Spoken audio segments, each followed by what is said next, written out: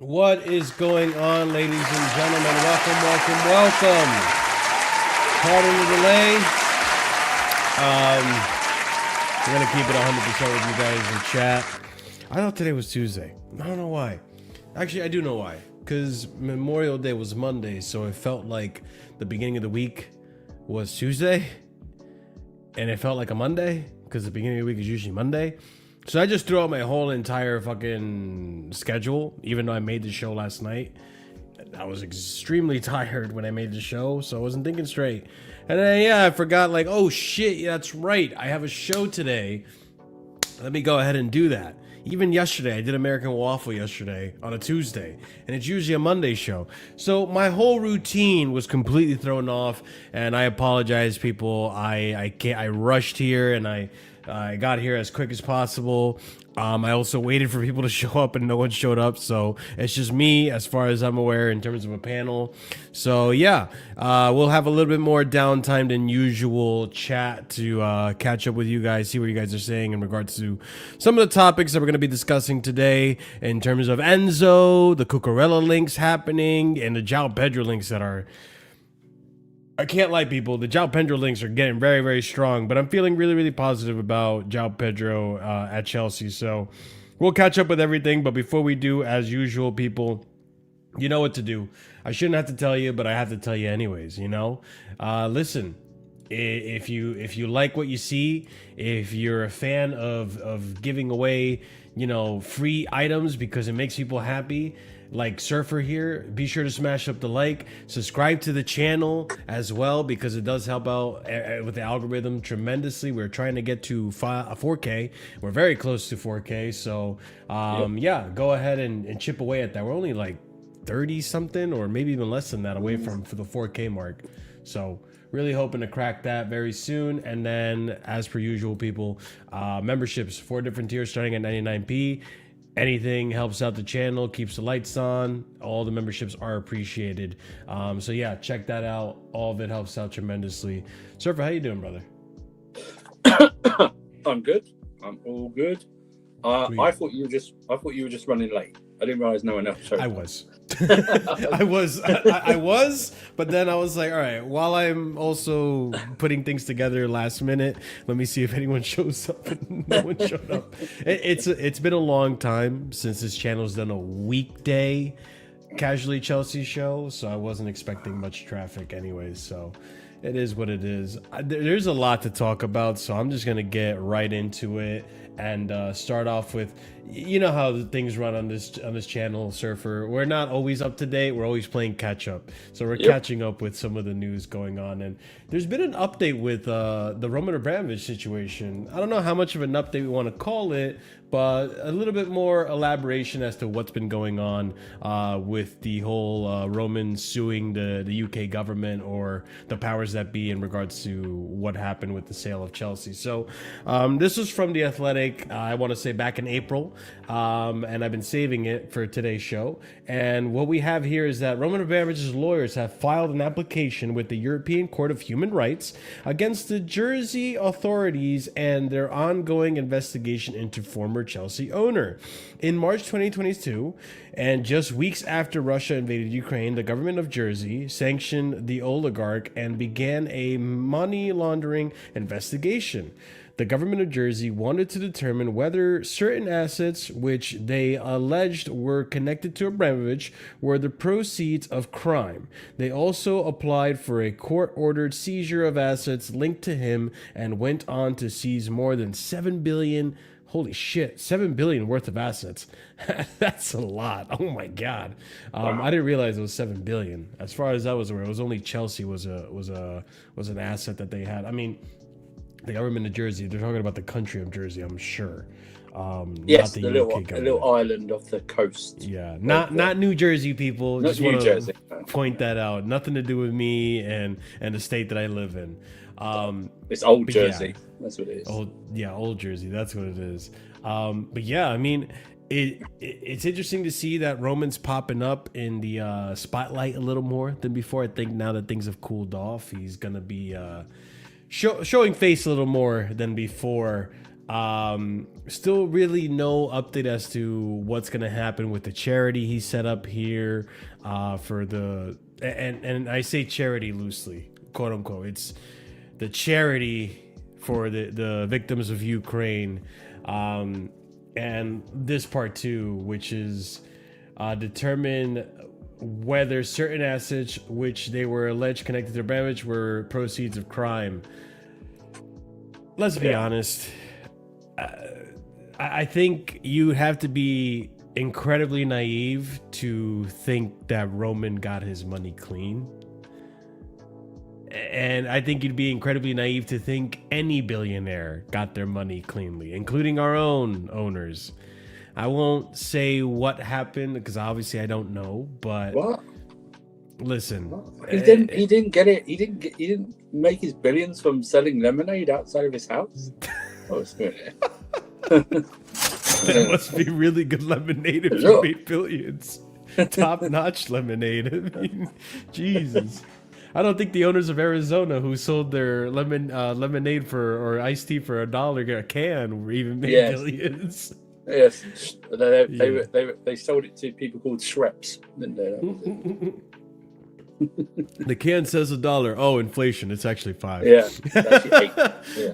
Yeah, I mean, listen, obviously, whenever Roman pops up, people in the Chelsea space obviously, perk up because they want Roman to take the club back. It's not going to happen, but it's interesting to see because I think there is still a few legal ties to Chelsea when it comes to Roman. I know we've kind of broke that off. There's new ownership and all that stuff, but yeah, I mean, Roman is still showing up. There's still a dispute with the money that was originally supposed to be his from the sale of Chelsea, 4 years ago now? So yeah, 4 years ago. Yeah, still going to be news on Roman that pops up from here and there, but I mean, this isn't really a surprise in terms of he's going to be fighting to get his assets back. I'm sure UK government wasn't the only place that took his assets. He did have a yacht. One of the assets was Chelsea. That was in the UK, but he had a yacht. I don't know where he had it. I think it was in the Netherlands, I believe. Had a couple of houses. So it wasn't. So what happened was in 2022, it wasn't just Roman. It was any Russian oligarch, billionaire.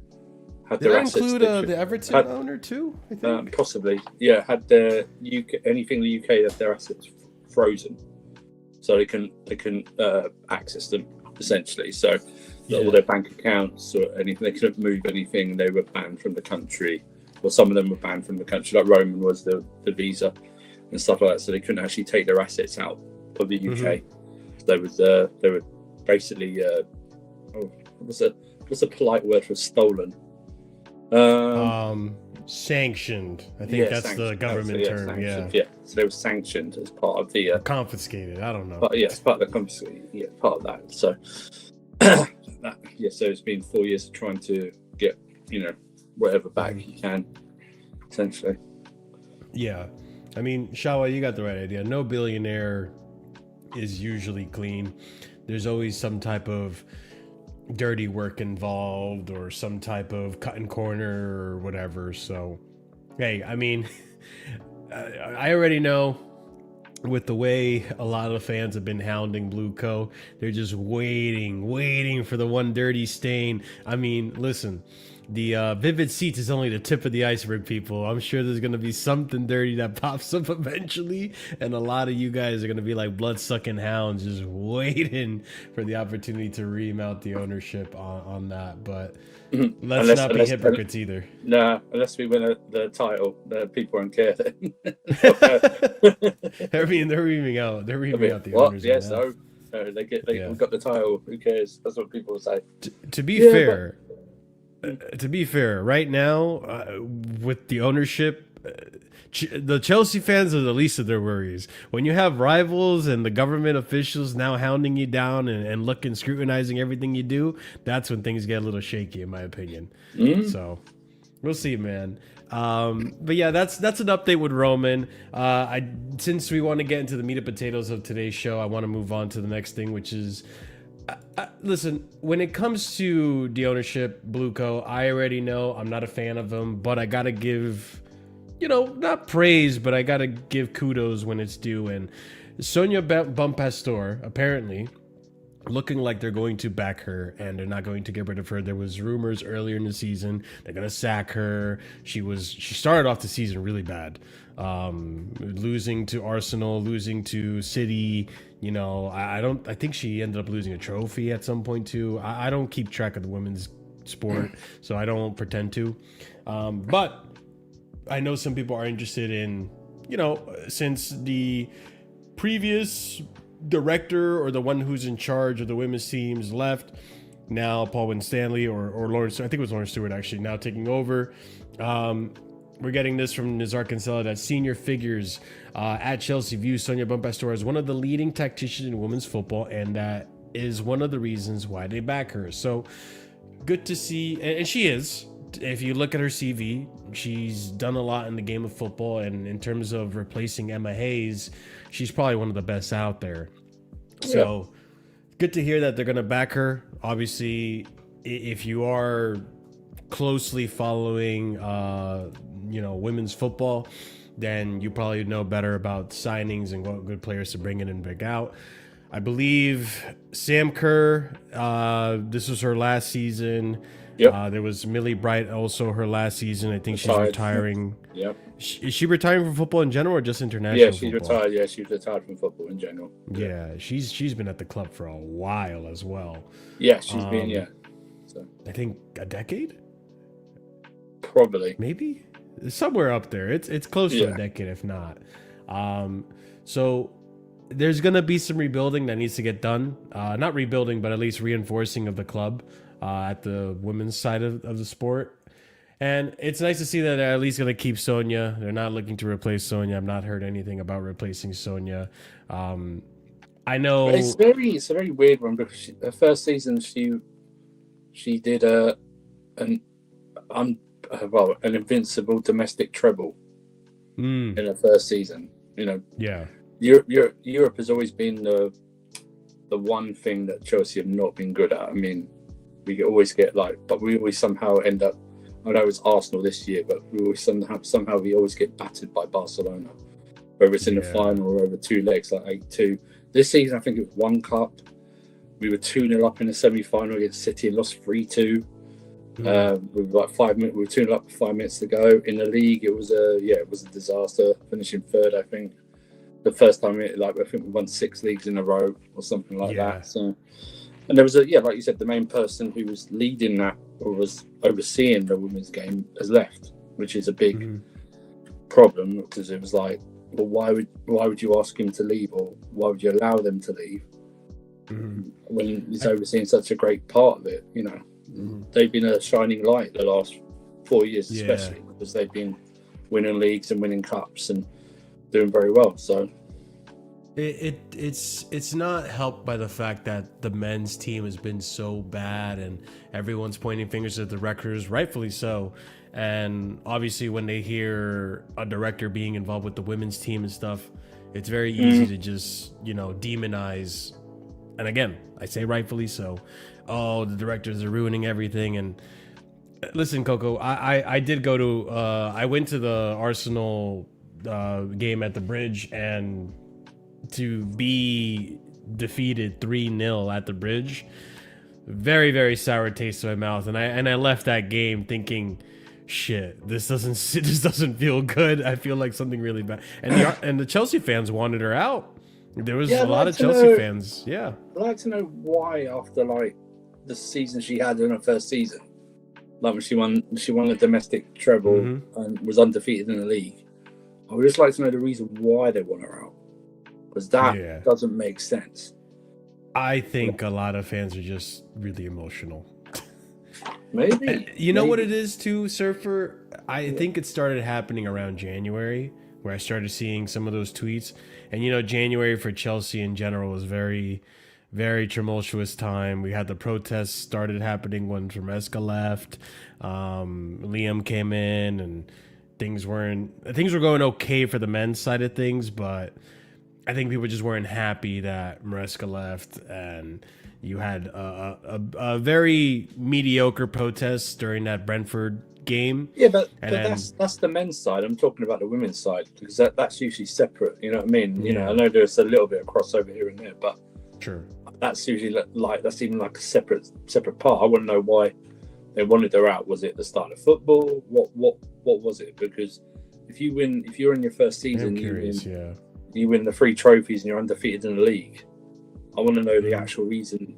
And you were defeated a long time undefeated in the league, not just that season. But I just want to know why. I think she's made a lot of tactical tweaks, no problem. Putting players in unusual positions and starting players. Oh, okay, that's fine then. But I just wonder if it's very. The turn's very quick after that first great season. So, do you know what I mean? It's like, it's weird. Even when I went to see them, I don't know the context. I don't follow the women's team that closely, but I was very confused as to why Lauren James didn't start the game. She came off the bench, and I could see that side of it where like tactically things looked a little odd. But again, this is me trying to elaborate on something I don't know much about, and I'm not that studied on. That's what I mean. I don't know. I very rarely watch the women's game. I know, I congratulate them and everything like that, but I very rarely watch the women's game. So it's like, I just need to know why, because I'm just looking at the headlines going, your coach has won. I know she's won 4. I know it was a lot of results for sure. Yeah, this is definitely not a good one. She's won 4 trophies in 2 seasons. Not been a good season this season, but the season before was an outstanding season. And you go, okay, well, should we maybe just give her this season, see what happens, and then Bob's your uncle. Yeah, big up Hassan. When the name comes to me, because I feel like I know who you're talking about. When the name comes to me, I was probably Romelu Lukaku, to be honest. But I can't think who is the most recent Chelsea player that threw a fit to get out. And not to say Enzo threw a fit, but we'll obviously I have a whole segment on Enzo. Let's actually move along then to Gary O'Neill. So last I spoke on Gary O'Neill on the show, things look a little bit shaky, because he came out and spoke against how January we got weaker and all this and that. And now we're hearing from Guardian Sports. This is, I think, Jacob Steinberg, I'm pretty sure, that Strasbourg's Gary O'Neill is of interest to championship side. That's a weird thing to say. Championship side West Ham. Listen, what I'll say on Gary O'Neill is that he's actually surprised me. I didn't think he would be anywhere as good as he has been for Strasbourg. I think for what he did for Strasbourg, it's actually been somewhat impressive. Now, I'm not going to sit here and say it's the same standard I have for Liam. I think Liam did great at Strasbourg. I think he was doing a great job, and if he eventually, kept going at it and kept consistent results and earned his stripes, he was going to work his way up the ladder and maybe not go to Chelsea right after, but maybe go to like a West Ham, then maybe a Brighton, and then work your way up to a Big Six team. I don't think Gary O'Neill is anywhere near ready to come to Chelsea. I'm not trying to imply that. No. I'm just saying it's promising to see that he's actually getting some good results at Strasbourg, coming in the middle of January when your team was just we sold some players. They lost Panicelli, their striker, that was actually looking pretty promising with an ACL injury. Mheuka could not stay fit to save his life. So he struggled a lot, and regardless of the struggle, still ended up getting to the semifinal of the Conference League, which, by the way, that did happen today. The Conference League. Did Palace win? Palace won. There you go. Yeah, 1-0. Palace won the Conference League. So big up to Palace. I will give them a round of applause. Just think about this. Next year's Europa League has Chelsea, Spurs, and Newcastle are not in Europe next year, but Bournemouth, Palace, and Sunderland are in the Europa League next year. People, just let that sink in. Let that sink in. Oh my god, bro. It's the passing of the crown. Let that sink in. These three clubs, those three clubs out of Europe will be in the second round of the League Cup, or those three teams who are usually not in Europe won't be in it till the third round of the League Cup. So, Speaking of Strasbourg, I don't think they got anything out of this season, did they? No, they just missed out on getting back into Conference League. But yeah, Gary was actually really annoyed with how the season ended.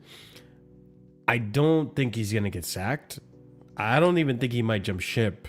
Well, he's not. He's not going to West Ham at the moment because Espirito Santo, they confirmed he's staying on. So they didn't sack him. No, they didn't sack him. He's carrying on. I think it would have been very silly of them to sack him. I think they need some stability. Considering who before it was Potter, right? Potter started the season with Potter. That did not work out. At least Santos had some, he was able to bring some spirit to the team that gave them some good results and not immediately into relegation, but obviously it wasn't enough. And he did get hurt from some injuries that happened prior to that, last 5-6 games. So we'll see with West Ham. I'm sure they're going to bounce right back up, but I think keeping Nuno is the best choice, and we'll see.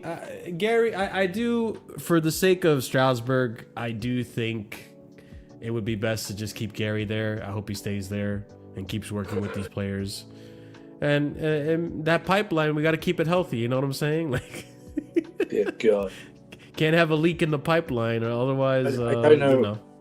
I don't know why they would do this. They shouldn't promise anyone at Strasbourg that they're in line for the Chelsea job ever. They shouldn't do that. They should treat them as two separate entities and go, you're just here for Strasbourg. You know what I mean? I wouldn't mind that.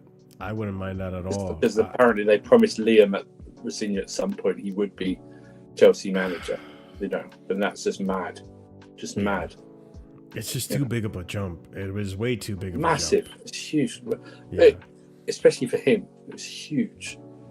Now I'm not convinced Gary O'Neill stays. I think there might be a little something, maybe Felipe Luis or something might come in. And that's maybe after the fact, because I think Felipe is still working on his badges. So we'll definitely going to keep an eye on Strasbourg, because that's the other thing too. I feel for Strasbourg fans, where you start building some momentum with the team, and we talk about stability here at Chelsea. Stability doesn't just come from the manager; it also comes from the core of the team. And we completely strip apart this team every summer. Just this summer alone, we're talking potentially. Well, Barco's confirmed pretty much. Mheuka could go back on loan, but there's a chance he stays at Chelsea. And Enzo was promised to come to Chelsea. Panders. Like, I think there's another one there too that would potentially could come to Chelsea, and it's like, remember we took Sarr back in January as well, and hardly played. Yeah, Moreira's too. Moreira's been linked to coming back to Chelsea. I I'm seeing less and less Strasbourg, like unless the players are already like signed. Like Mheuka and Barca is already signed, but I'm seeing less rumours. Now, it doesn't mean I rule it out that something that will happen, but I just, you know, just shake up the team so much. It's gonna be like a Bournemouth situation for them every season. It's like the same with the managers. Just because they're at Strasbourg shouldn't automatically mean they get to go to Chelsea. Mm-hmm. You know what I mean? Yeah. If you're good, great. You know what I would do if they were good at Strasbourg? I'd then loan them to a Premier League club and see how good they are in the Premier League. That's what I would do. I'd loan them. Or go before you go, oh yeah, maybe he could be good at Chelsea. That's what I would do. I think that's smart. Give him a season at Strasbourg, see how they do, then loan him to a Premier League team. So that way we don't have to use our own loans. Exactly. And then if they do well, then you can talk about maybe loaning them to Chelsea or bringing them to Chelsea in general. So we should have done with Amigo. We should have gone Strasbourg, loan to whoever. You know what I mean? In the Premier League, see how he does, and then you go, okay, we'll take him next summer if he's good. And with that gentleman, we need to see if he can even stay fit. Yeah. There's rumors that he might go back out on loan because apparently he came out and said that Chelsea told me I can go back to Strasbourg on loan this summer, which we'll see if that's actually going to happen. I wouldn't mind it. I don't think he's ready for this level. If anything, he's a backup. Maybe an improvement on Guiu. I'd rather have Jackson back next season, to be honest. But we'll get to the striker conversation. I think overall, if you look at the squad, because of once a week, it can be smaller. It doesn't have to be a big squad. Yeah. Right. Yeah. So in some sections, you could go, does that really need addressing? If you're keeping Joao Pedro and Jackson's coming back, do you need another striker? Then you got Amiga coming in. You don't need another striker, right? You can have like Joao Pedro staying. He's number one, and then you see how good Amiga is. Test him out. See if Jackson wants to stay. Test him out. If he doesn't, Jackson goes. If you're right, if Amiga stays as a backup, stays as a backup. It's like anything. It's like everyone wants to get rid of Gusto, which I understand, but that might not be a thing to actually get rid of. Do you know what I mean? Or address this summer, because there are other areas like the centre backs, the goalkeeper, the wingers that need more, and we don't even know what formation we're flipping playing. Is he going back four? Is he going back three? Well, if he's going back three, but he can change to the back four, that means we're going to need at least five to six good central defenders or five good centre backs and one of the full backs who can play as a back three. Do you know what I mean? And then you're talking about bringing in people who can play attacking wing backs as well. Do you know what I mean? It's all like that. You know, we don't know. We don't know who stays, who goes. You know, but we'll talk about that. Because I did, when I was building the show today and yesterday, I did have a section for our striker targets and then a section for the strikers we have. And when you reflect on the strikers we actually have, Jesus Christ, we have work to do because there's players that have to go and we can't have all these strikers. There's a lot of strikers. We have over 5. What does this I'm sorry, I don't know what this message means. Andrew and Marsh has the same level of footballing respect as Liam. No offense to both, but you can't have a manager that isn't technically better than our bench players at. I know it's a pistol. So okay, so you had the same respect for our footballer as Liam. Okay, no problem. There you go. Cool. Okay, no problem. Yeah, technically we're probably at the same level as Liam. Technically, I'm far superior to Liam Senior. Yeah, I can kill a ball better from the air than he can. I can tell you that. After that Arsenal stuff. I wouldn't respect the ball. Fucking kick the shit out of it. That's what I do with that ball. Oh, thank you. That reminds me, Surfer. I thought of an inside joke when I was working today. And I was like, chat, today we have to do something important. We have to respect the like. All right? Yes. Respect the like button by hitting that like button to get that algorithm going for us. Respect the subscribe as well, and then respect the members and the membership. So respect the ball, respect the like, respect all the buttons on YouTube, barring the dislike. Don't respect that one. You don't need to even acknowledge it exists. But speaking of respect, a player I have a lot of respect for, and we're gonna talk about because. This is a pipe dream for me. It could be good for the club. It could not be. I don't know. I just like the player a lot. So there's bias in this. So we come to a crossroads with Thiago Silva. Thiago Silva right now is at a point where he is deciding whether or not to retire from football or to proceed his go ahead and follow his dreams of being a coach now. So Thiago Silva is still weighing up his options after leaving Porto. Sources close to him say a final decision has not yet been made, while coaching role at Chelsea's academy is not understood to be on the table at present, says Nazar Kinsella as of May 22nd, so only 5 days ago.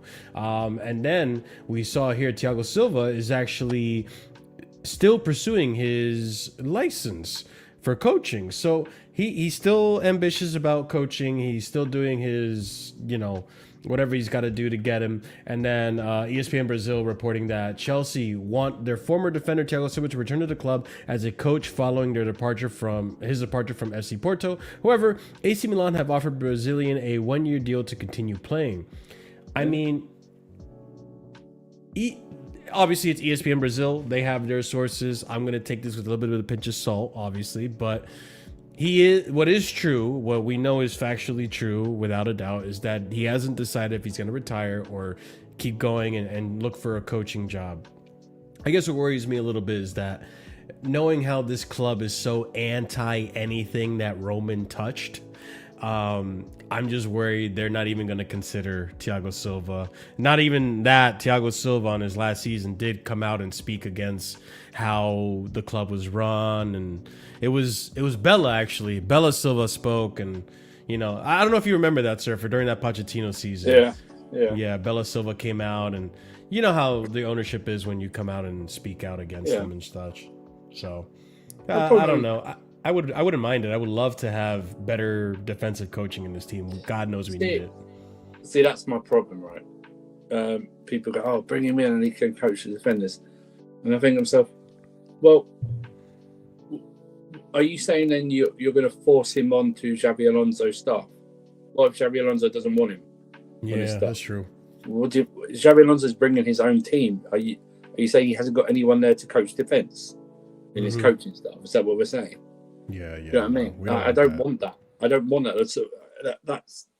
I think that if Xabi Alonso was open to it, said that's fine, but I'm not forcing. That was the problem we had last time. We've had several times where we force coaches into another coach's group and stuff like that, and we go, nah, I don't want that. So unless Xabi Alonso gives it an okay, I don't want that. Now, if it's coaching and it's in the academy and stuff like that, while he gets his badges, I have no 100%. issue with that. I have no issue with that whatsoever. Put him there with Callum, see if you can work with Callum. My problem is, why would you put, this is what people misunderstand. So why would you have Thiago Silva coach your defenders when we've already got our greatest captain already in the academy coaching? Why don't you have him coach the defence? Yeah, do you know what I mean? Doesn't make any sense to me. Do you know what I mean? Ultimately, I don't care what anyone says what you think about him as a person. I think John Terry is a far better. Sorry, not far better. In my opinion, I rate John Terry higher defensively than Thiago Silva, and that might be a bit biased because of what John Terry's done for the club on the pitch. But I just thought about John Terry right now. It's like, like I said, why would you want? They go, put Thiago Silva to coach the defenders. We've literally got JT there in the building. He's literally in the building.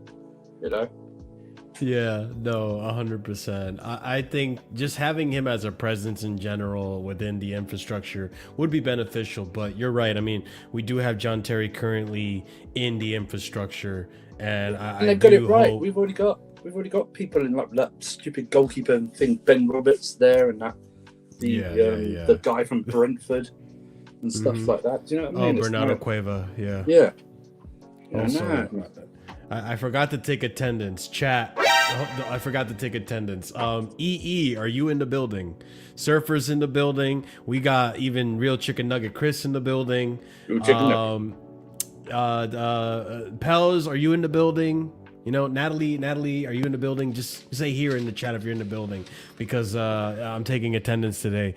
I think we finally have one of our students come into class today. Not a mutant. Glad to see you here. Very, very, very nice of you to join us in today's lecture. Because, like I said, all right. Hold on. I'm gonna make myself big screen so you can see exactly what I have here. Not a mutant. I wrote down what you said here that we were going to do at Chelsea, right? Is he on your list? He's on my list. He's on my list. He's not a basically mutant. on Chris Jericho Welcome off this to channel right class. Not a mutant. How is Callum being our next manager going for you? Oh man, You were so confident that Callum was going to be our next manager. The guy that doesn't have coaching badges. How's that take going for you? Not a mutant. by the way, it's not an English bias. If John Terry was fucking from Timbuktu, I'd still want him, ahead of like Thiago Silva, Where is or Timbuktu, from Mars. man? It's not an English Wait, bias. what Do do you you know mean? what I mean? You want Like, okay, if we went for the strikers, if we had bring a striker coach, I'd bring Didier Drogba. Why would I bring? You know what I mean? Okay. I wouldn't bring fucking You wouldn't bring Torres? Chris Sutton back. You know what I mean, or something like that. Chris, the reason we were Xavi will walk in 9 months. You want me to write this one down too? Xavi will walk in 9 months. I can see that actually Hey, happening. it could be not a wrong, That's man. not It a could be bad 6. take. What was a bad take was saying Callum was going to be our next coach because he Lord. legally cannot be our next coach. So all right, we'll write this one. We'll update Not a Mutant's take. He won't take accountability for saying that Callum was our next manager. So we'll just write down that Xavi's going to walk in 9 months. All right, you got it. Not a mutant. But Chris, the reason we were bringing up John Terry is because Thiago Silva is deciding whether or not he's going to retire or be a coach, and I know a lot of people want to bring Thiago Silva into the infrastructure in some shape or form as a coach, but we have John Terry in there as well. Like, also, you don't want to bring him in if Xabi Alonso doesn't want to bring him in because Xabi Alonso has his own team. I mean, Chris, what do you think? I would wait. You're on about like Thiago Silva coming in, right? As As a coach, okay. yeah, not as a player. Yeah. I mean, I don't hate the idea, but like, I'd rather see Xavi Alonso whatever he wants to bring. I just let him bring what he wants because I don't want to just bring legends for like I don't know if it's just for PR. Like, oh, Thiago's back at the bridge, and or John Terry or whoever legend else comes to Chelsea, or like Eden Hazard or something. Mm-hmm. But yeah, I want Xavi Alonso to bring what he wants. I don't really care about names, That's to be fair. honest. Yeah, no, But I don't know that's who. fair. Can I tell you what's great? I don't know any of the names of Xavi Alonso's coaching team, and I've not sorted them out. Do you know what I mean? I've not sorted them out. I don't know who does what. I'd rather not know, really. I don't care. The Yeah. fact that I know who Quaver is, who Ben Roberts is, and other people, I shouldn't know that. Do you know what I mean? We should. You should maybe know the assistant coach. That's fine. I Do you know should what I know mean? who our directors are. You know what I'm saying? Like, Yeah, exactly. there's too much attention in all the wrong places with this ownership, and I'm not a fan of it. No. Not a mutant. Again, you didn't say he was going to be part of the coaching team. I would have never had an issue if you said he was going to be part of the coaching team. You directly said, and I wrote it down because that's what this is here for. You directly said he was going to be our next manager coach. All right. He's Hold part of the your coaching L team, but we don't know humbly. what he's going to be. We don't know what he's going to be doing. Our next coach, Frank Lampard. He might be Book it. putting out the cones. But we know. Yeah, he Do you know could what I be. mean? Yeah, he might be doing what Liam did, which is, hey, stay on your side. Reinforcing which side of the pitch the players need to warm up on. So Hey, respect the ball. see. Respect the ball, exactly. Respect the like, people. Okay, so I got a hefty next topic. Obviously, if you want to take a nap, now is the time to take a nap because this is where things get a little boring. It's the financial side of things, which again, we are not. We're not financial experts at this. Okay. Yeah, we're talking about that. Yeah, but it's just good to. And neither no one else is on any other stream either. So. Yeah. Yeah. However, I wanted to read this on my own time, but I said fuck it. Let me read this here on the show. And I know you can't really see it here. Good. It's a little tough to read. All right, there we go. That's a little better. So this is a Redditor who personal, I don't know what the fuck that means. It's not physical education, I'll tell you that. But the long and the short of it is that essentially things are bad at Chelsea in terms financially. But I did want to read into it, and it's not too much, so I'll try to be quick about it, and then we'll kind of figure out. It'll give us a better picture of why people, because I feel like this Athletic article left out a lot of things when that initially came out. So I kind of wanted to inform myself as to why exactly this looks as bad as it looks. So to start things off, I'll get to this first paragraph real quick. The group P&L, profit and losses, I'm assuming that's what that means. The group reported a loss before tax of £701 million, up to £473 million the prior year. The headline here is partly inflated by accusations accounting compromising £105 million of goodwill amortization and £26 million of brand amortization. These are non-cash artifacts of the 2022 purchase that tell you little about how the football club is operating. Strip those out, and the underlying loss is north of £550 million. 3 lines tell us a lot. Commercial revenue down 10%.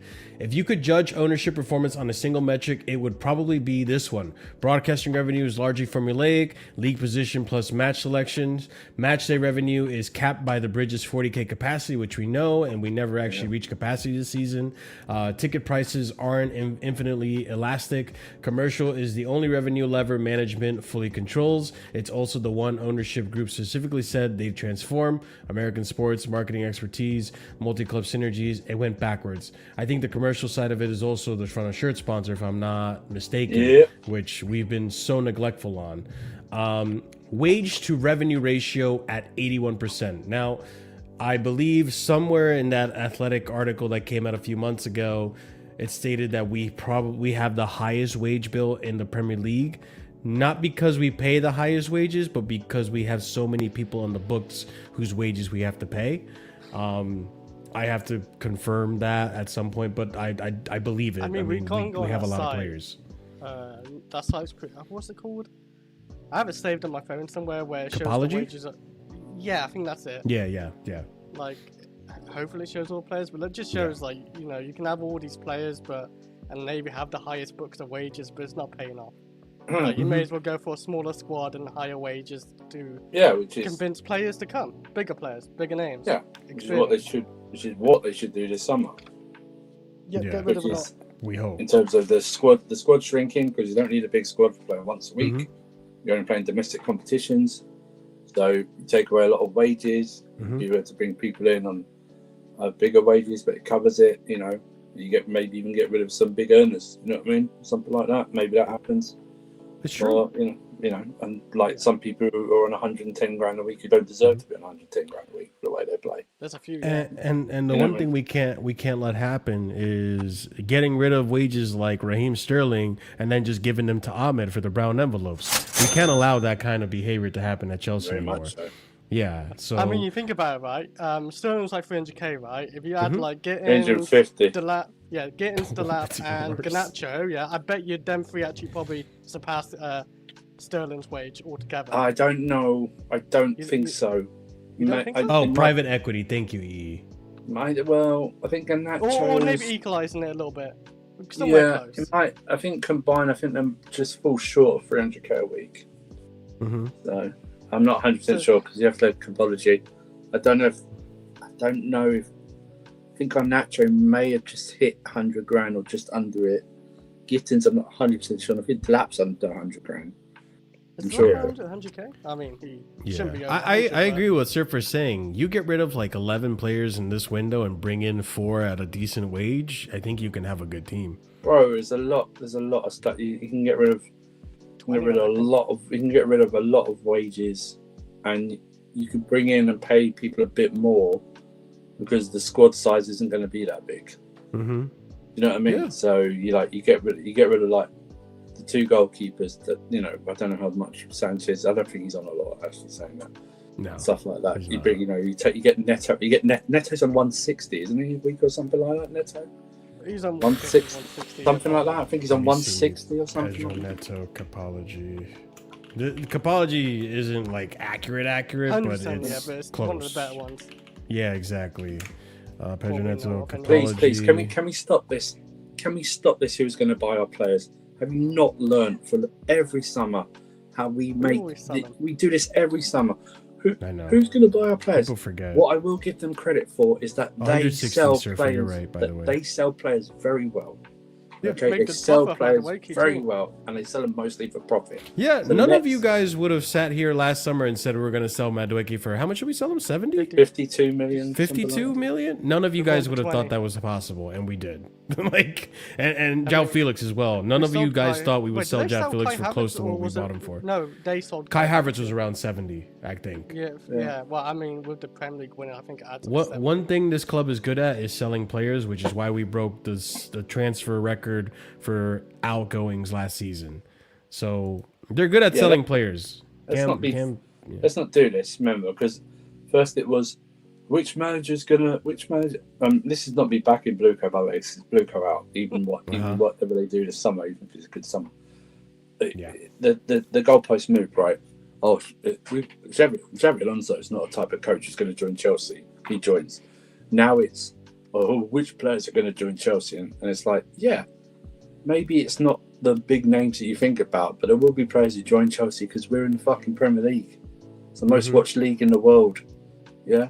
And when you see budgets at the Premier League clubs, that Crystal Palace have got a bigger budget than fucking AC Milan. Wow. You know what I mean? I did not know that. Holy crap. That's why Iriola's not going to Milan, because they got the 2/3 less budget than Crystal Palace. When you got people last summer didn't Bournemouth outbid AC Milan on a player or something and got them? Do you know what I mean? This is ridiculous.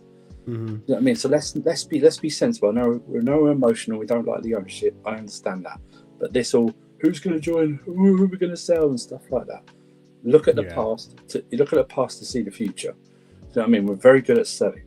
Now we're very bad at buying. That's the problem as well. So, you know, it balances itself out. Yeah, it does. So another issue with the finances, guys, is the wage to revenue ratio at 81%. Doesn't say anything explicitly, but it's useful indicator of health and general accepted substantial threshold of 60 to 65. Ours is made worse by the fact of majority of long-term contracted obligations. The 7 to 8 year player contracts that were supposed to be clever accounting strategy added to by a huge increase in back of house headcount, 831 to 1,039 people. Holy crap! Without a visible corresponding increase in revenue, suggests organizational bloat. Amortization up to 284 million pounds. This is the other side of the long contract strategy. We are spending 284 million pounds a year on players already signed. Yes, this is obvious, it's amortization, but it's worth pausing on because the figure is frankly staggering, and the long contracts mean the only way it will drop is sales. For comparison, matchday revenue was 98 million pounds, meaning Chelsea's, oh my god, this is bad. Chelsea are spending almost 3 times what they make through match days on players they already signed. Holy shit. That's not good. That's really not good. Aren't we losing like 47 million per, is it, I don't know when it is, but like every so on, I forget if it's like weeks or months or what it said. Are you talking about? I saw it on Twitter, I swear, but I'm not sure if it's too. Oh, you mean like the agent fees? Like 60 something in agent fees? Is it 60? I thought it was 47 million. It was something like that, 60 or 40. That's for every player we sold or bought. We pay an agent fee. Okay. But since we move so many bodies in and out, we're paying a lot in agent fees. Which is why we broke that record or whatever. It's unavoidable. It's and we got 5 sporting directors, which doesn't help. I wonder if the agent fee goes down if we pay cash. We should really start investing in cash. I hope we sell so many sites well, get rid of these directors. No matter what puff pieces say what they actually do, they are sporting directors. And it also doesn't help that they gave themselves raises and 6-year contract extensions. Do you know what I mean? And you know, and it's like that. Listen, I have no doubt there are financial issues, but there's financial issues at all clubs. Of course. But, you know, of course. Yeah, it's just obviously this is why it doesn't help when you're going into literally 3 seasons in a row with no front of shirt sponsor to start, and the last 2 seasons you get one near the end of the season, which doesn't help.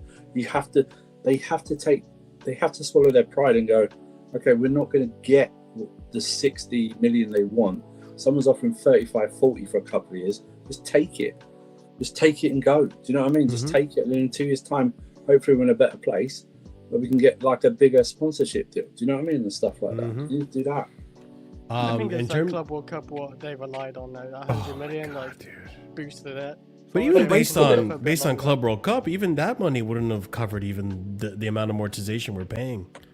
It's insane. No, it's but insane. it was a big sum, like 100+ million, like going all the way to the final and winning it, just for a tournament. So it helped. Yeah. And the amortization, I'm not even upset about the amortization. It's that we're amortizing so many players that have not been good. Yeah, that's what I'm talking about. We are.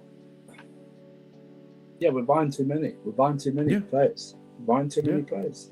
And too the many loan players system, are too many long-term contracts.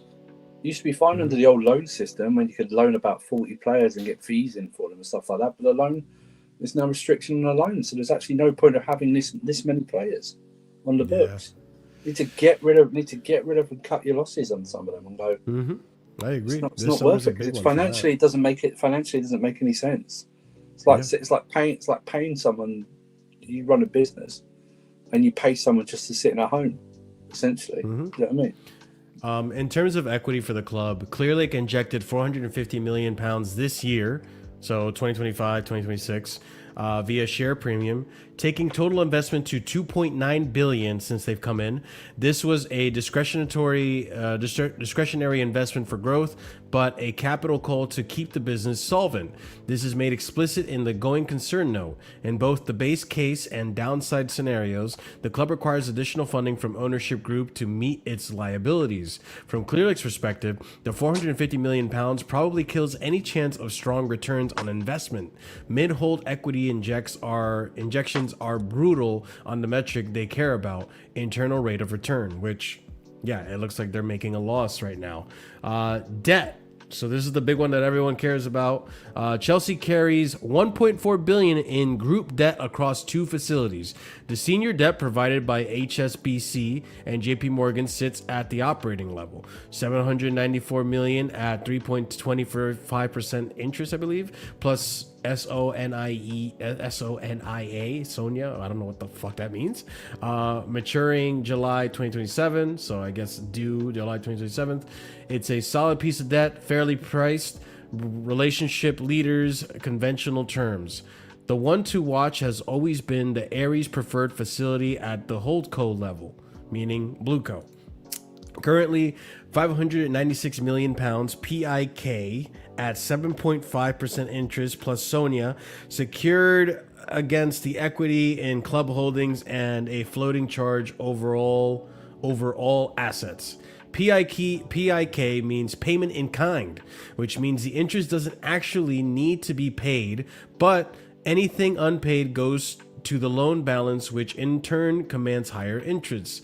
The facility grew this year by £187 million from a contribution of the payment in kind, accruals, and fresh drawdowns.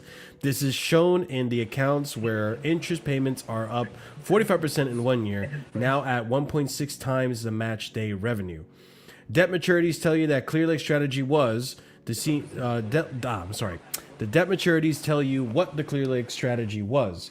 Senior expires in July 2027 and the preferred in 2033. The plan would have been to boost operating and football performance, refinance the senior at improved terms of a higher valuation, and use the headroom to manage down the preferred. That hasn't happened. This kind of capital structure and strategy isn't unusual for private investments or private equities, and the same rules apply. Supercharges and potential upsides, supercharges and potential downsides. That's a lot of confusion and financial talk that I honestly I barely understand, but it doesn't sound very good.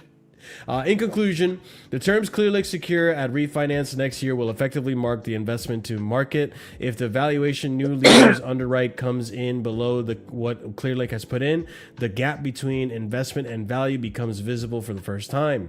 Beyond the refinance, the destination is binary. Either the investment works, Clear Lake hold for 5 to 7 years, sell at a profit, and the preferred gets paid off, or it doesn't. The preferred compounds to a point where Aries enforce on their security, and Chelsea becomes the worst investment in Clear Lake's history.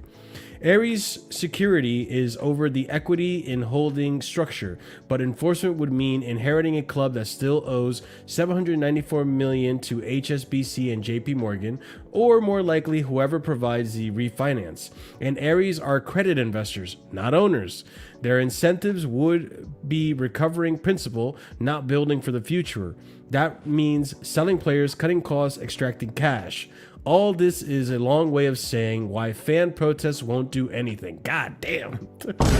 They should still happen. I was there for the Super League protests, but that was over a footballing decision. Clear Lake would take fan protests every day for the next 5 years if it meant their investment turns out half decent. Giving in and selling would guarantee that never happens, and the capital structure makes it almost impossible at this point. Hey, if you understood that, kudos to you. I understood for the most part what it means, and what it means is that they're here for the long haul. They're gonna see this out, and if it works out, it works out. If not, it's all loans to them, which Aries will take over, and then everyone that's saying, please, Aries, take us over. Please, Aries, take us over. These guys are telling you that if Aries takes over, don't expect an investment into the club. Expect the club to basically sell and cut losses where they can until it's a profitable club year in and year out, and they just make their money back eventually. That's the long and short of it, people. It's not a good look. So if you want Chelsea to succeed, and I hate to say this in this way, you kind of just want Blue Co to succeed. I hate to say it that way. I know everyone wants Blue Co out, but of course, yeah. Of course, no one wanted them to fail. Yeah, They'll be failing. Of course, they want Blue Co to, there's people who want us to go into administration, sir. Well, that's just mad. I know, it's very mad. That's just mad. On the UEFA settlement, these are the terms. Chelsea cannot exceed 60 million euros in football-related losses during the 25-26 season, so this season that just passed. By 26-27, the club is expected to operate close to break even, although positive margins from the previous year could offer some flexibility. Across a 3-year cycle from 25 to 28, the total football-related losses must remain below 60 million euros, with a possible extension of 90 million if certain financial conditions are met. If Chelsea exceed targets by less than 20 million, they would receive a financial penalty. But going beyond that threshold could lead to the agreement being terminated and a one-season ban from European competition. So, obviously, we're not in Europe. This isn't going to affect us this year. Going into the finances as well, if ands or buts, AI, or what was the one that you said? Oh, I'm fucking shit. Could be Chelsea's sponsors for a 26-27 season. Should negotiation fail, IFS will remain with Chelsea as a global sponsor for the next 2 seasons. And then lastly, many football insiders believe Chelsea have to cash in on stars to keep their heads above water financially. Chelsea Chiefs have denied that strongly and repeatedly. But what they have not and probably cannot rule out is selling one of their leading men in order to finance the kind of signings new boss Xabi Alonso requires. That's where things like Enzo and all that stuff comes in. A lot to digest there, but financially, we're not necessarily in a very good place. It's not as dark as people make it seem, but it's definitely not in a good place. I just don't. Sorry, like I say, I'm not an expert. I just don't know how UEFA come up with like some of the things about what you can and cannot lose. Yeah. Realistic and be like logical and realistic when it comes to football operations, when it comes to how many people you're paying, like when it comes to, your revenue and stuff like that. I just don't know how they come up with expect clubs to do that and have the gall to punish other clubs when you see the likes of flipping Barcelona the way they're run. Do you know what I mean? And stuff like that. And it's just absolutely disgraceful. and the way that Real Madrid get bailed out by the fucking king of by the Spain government. and stuff. 100%. Yeah, it's just ridiculous. Yeah, and I want to know how they come up with these totals, like, and expect people to actually to do that, you know. Because look at Villa, right? Villa hardly spend anything, but you know, there's news like they might have to sell like Morgan Rogers to meet, you know. It's like they don't sign anyone. Do you know what I mean? They're still having to do that. It's just ridiculous.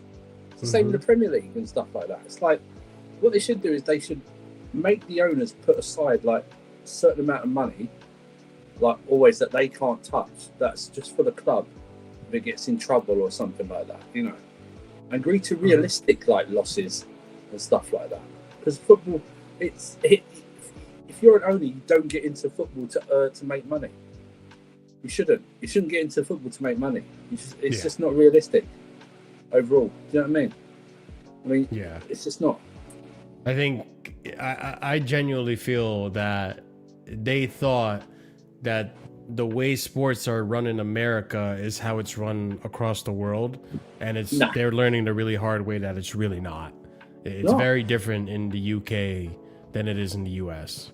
Yeah, it's not spread evenly like it is amongst, you know, the US teams and stuff like that. Like all the shit like spread across, like, you know, NFL and NBA and stuff like that. And you know, and that's with wage caps. There's no wage caps here. So they have to do it. They've got wage caps where sometimes they have to let star players go because they can't afford them. They have to take a wage cap hit. Do you know what I mean? So it's totally different. And they can move players whenever they want.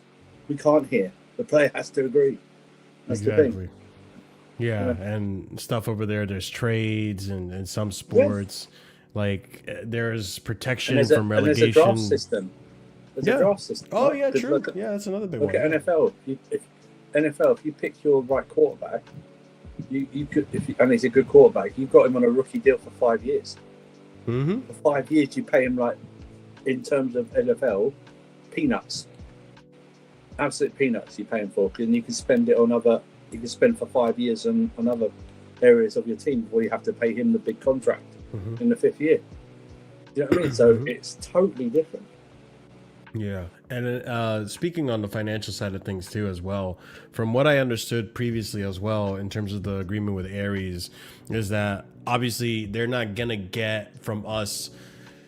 It's weird. It's the American way of doing business, I guess. If we cannot, they essentially, we have to give them a certain share of Blue Co. And that share is always going to have its own value and monetary worth.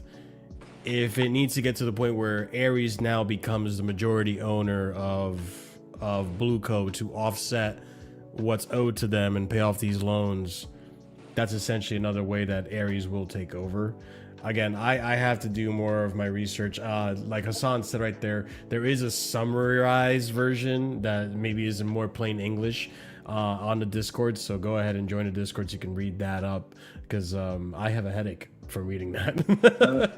It's just financial mumbo jumbo. Oh my god.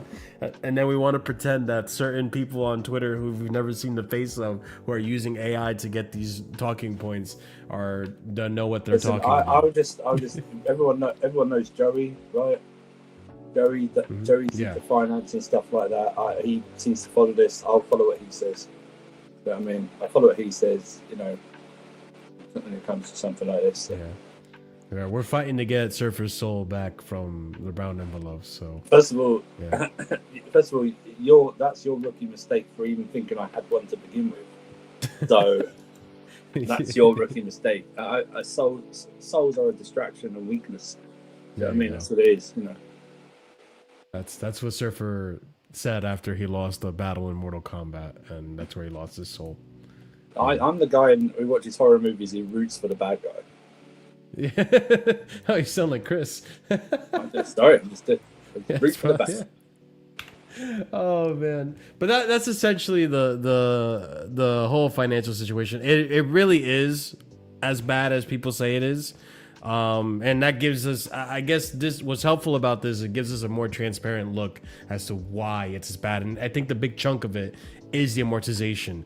We have amortized way too many players, and we're taking on way too much debt than we're receiving in terms of revenue every year from these players being amortized. So it's like what me and Surfer and Chris were saying before.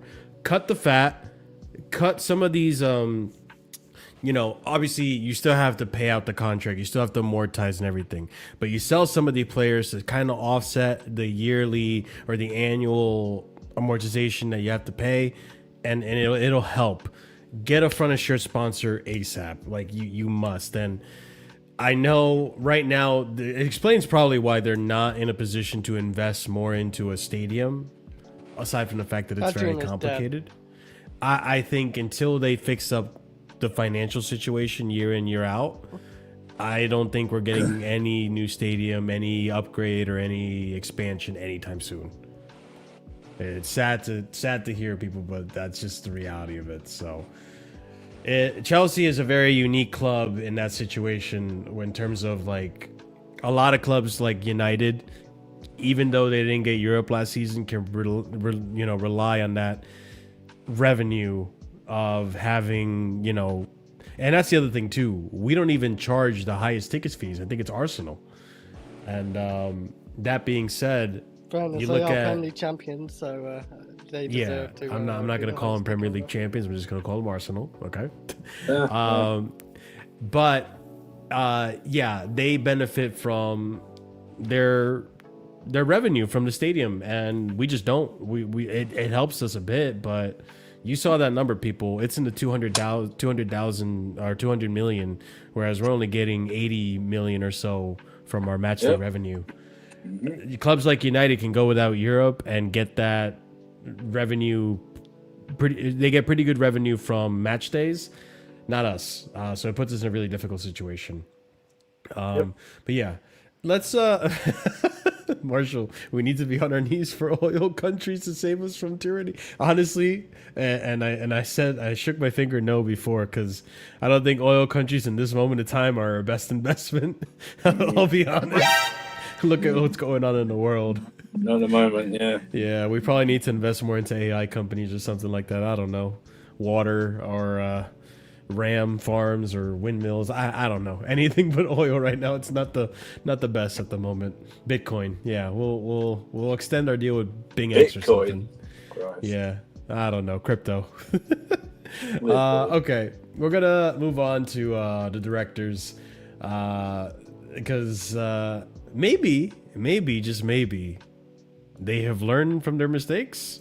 I doubt it, but they would like us to believe that they did. So going into this, and this is hilarious because this looks like to me, Surfer and Chris, that they're pointing fingers.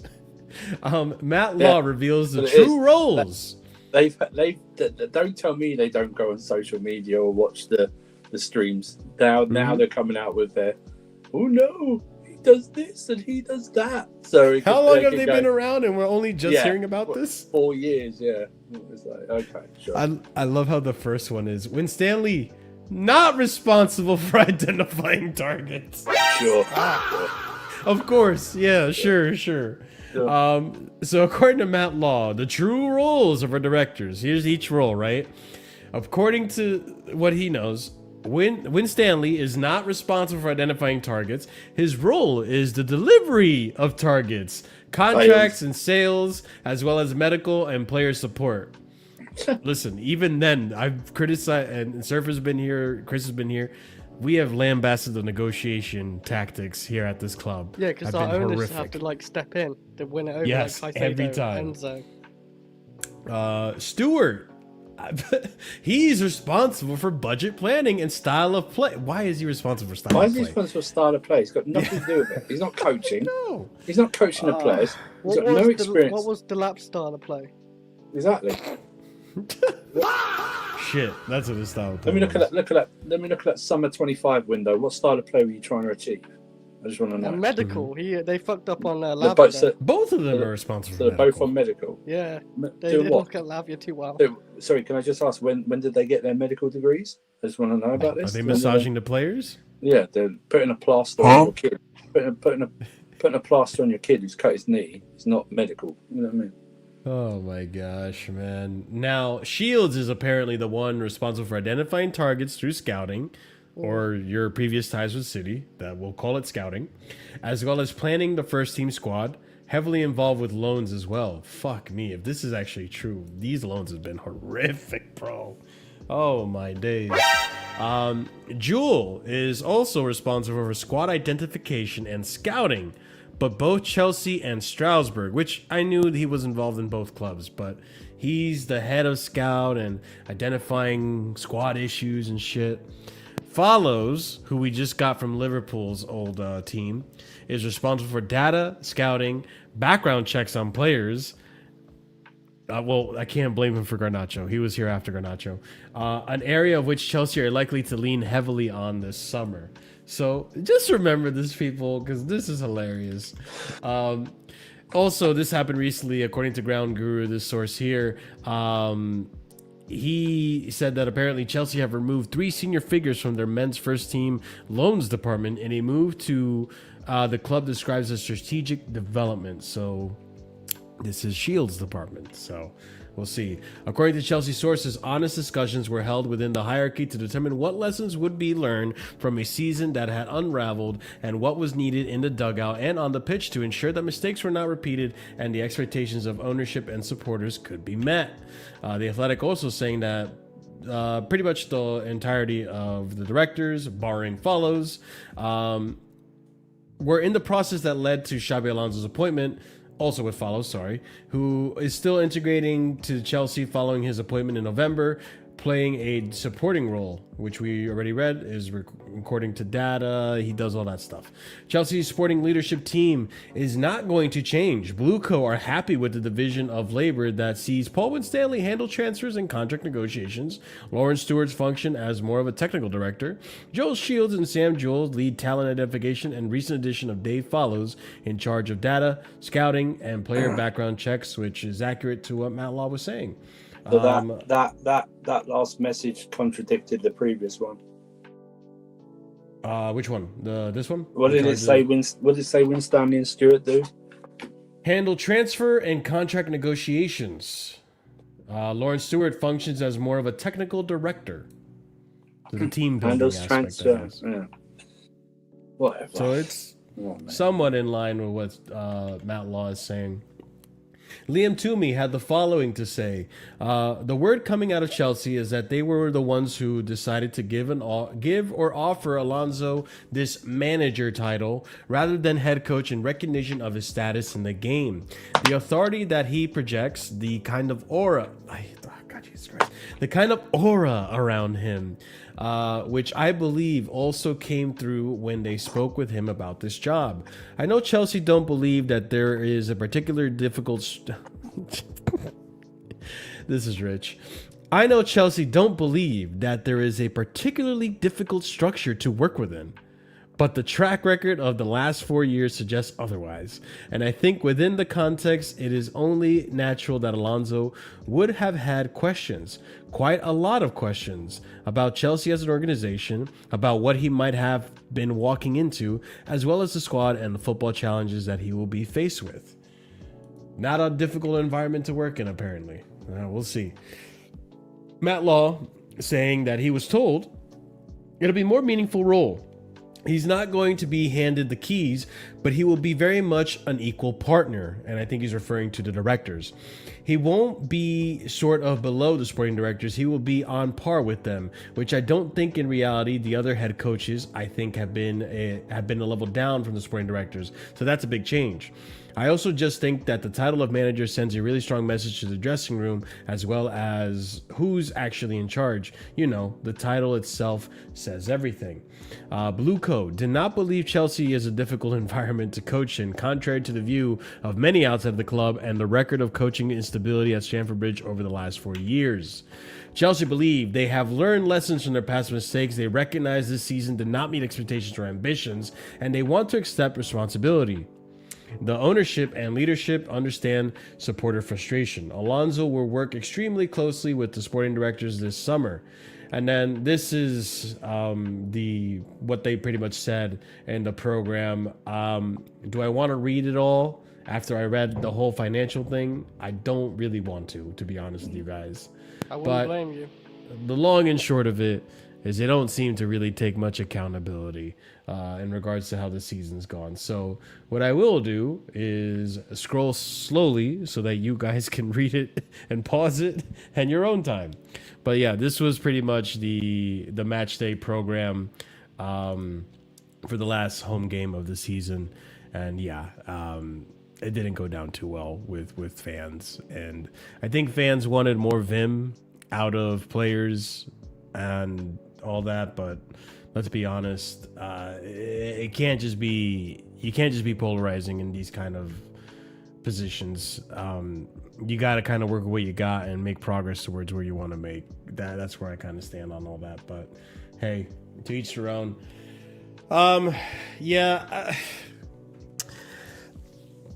I've said this before. I'll say it again, and I'll keep saying it until I'm blue in the face, people. This summer is going to mean everything. We will see where it leads us. I won't believe anything they tell us until I actually see it happen. So for all I care, you can talk all nice, say you're going to change, say that Alonso's a manager and all this and that. But at the end of the day, I want to see how the summer transfer window goes. We've already kind of started with the Valentin Barco. I'm not going to harp too much on that one because that was already a pre-agreement that I'm sure happened months ago that was probably spoken about when Xabi Alonso was at the meeting. That, hey, we have a few players that we're already bringing in, but going forward in negotiations that we're going to do, we're going to take your input. I hope that's the conversation they had, and I hope that's what they do. But yeah, man, we're going to have to see what happens with these owners. Again, people, I mean, you can read this on your own time. I don't want to keep dragging along the show because there's plenty to talk about.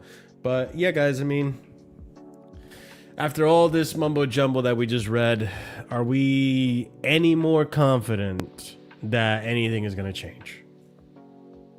No. I think I know my answer. It's hard for me to say, but I'm more leaning to no like Andrew. But like seeing like every manager we've hired named as coach and him as manager gives me a little bit of hope. Like he might get some decisions his way if he wants a player, and we try can like get that player for him. Mm-hmm. Hopefully, like that type of sense. But I'm not like completely hopeful if we still got the same sporting directors. None of them's like left or been whatever sacked.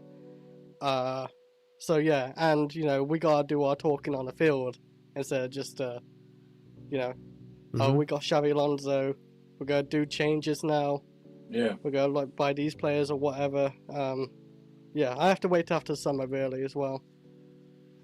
Yeah, I agree. Surfer, I don't know if you want to add anything to that. I think you pretty much are on par with the same exact notion. Yeah, I'm tired of their words. I don't believe anything they say. So I agree. I'll wait. Even if they, like I said, even if they have what's perceived to be a good summer window, I still want them out. I still want the people who do the business out. Like you said, there's no accountability whatsoever. They've failed at their jobs.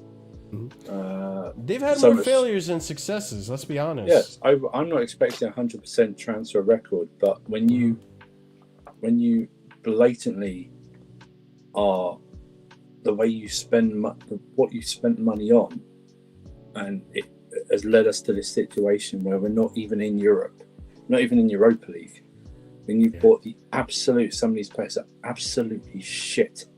What you bought, because how many players have actually be interested to see how many, because they started this in 2023, this whole like buying youth, and like they've probably the amount of players they bought, they probably nearly sold all of them as well. Got rid of them. Do you know what I mean? It's just a disgrace that they just when you think about it. Like purchase Carney, he's gone. Who are they? Who's planning the first team squad or something? And you bring us that shit that you bought us overall, absolute disgrace. And it's like, a style. Whoever has like style of football. Who the hell makes it? What have you got to say in the style of football? Exactly. You know what I mean? Campos at PSG buys players. Now he might have a discussion with Enrique about what type of player he wants, but that's Enrique's job to do the style of football. You know what I mean? It's not Campos. Campos' job is to get the player, the manager, or the profile of the player the manager wants. And I do feel too, like, and again, I think a lot of it is the owners wanting to make profit in a sport that maybe isn't, like I said, like we talked about, isn't the most profitable, isn't a sport outside of the States where you can use it as a means to make profit. It's more culture, it's more embodied in but they're also identity in of like countries.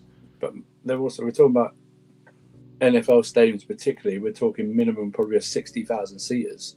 Yeah. You know what I mean? Exactly. The tickets are so expensive. The food, the drink is so expensive. Yeah. You know what I mean? Not only that, the stadium itself is multi-purpose. And the revenue for that, but and also and multi-purpose. But also, remember, NFL home games, there's only 8 per year. You know what I mean? Or 9 or whatever it is. 8 or 9 per year that they have. But they get like the television money and stuff like that. It's different. You know what I mean? It's in so it's like the strategy, like whoever had that in their like strategy and something like that, I don't know if it's Winstanley or Stewart, has been absolutely appalling. When you look at it, I will say this that's as why well. I wish we had AGMs where we could actually ask these people questions. Do you know what I mean? I really wish they could be held accountable. Not these puff piece interviews like Matt Law gets, like about the describing on it. I want actually hard hitting questions and go.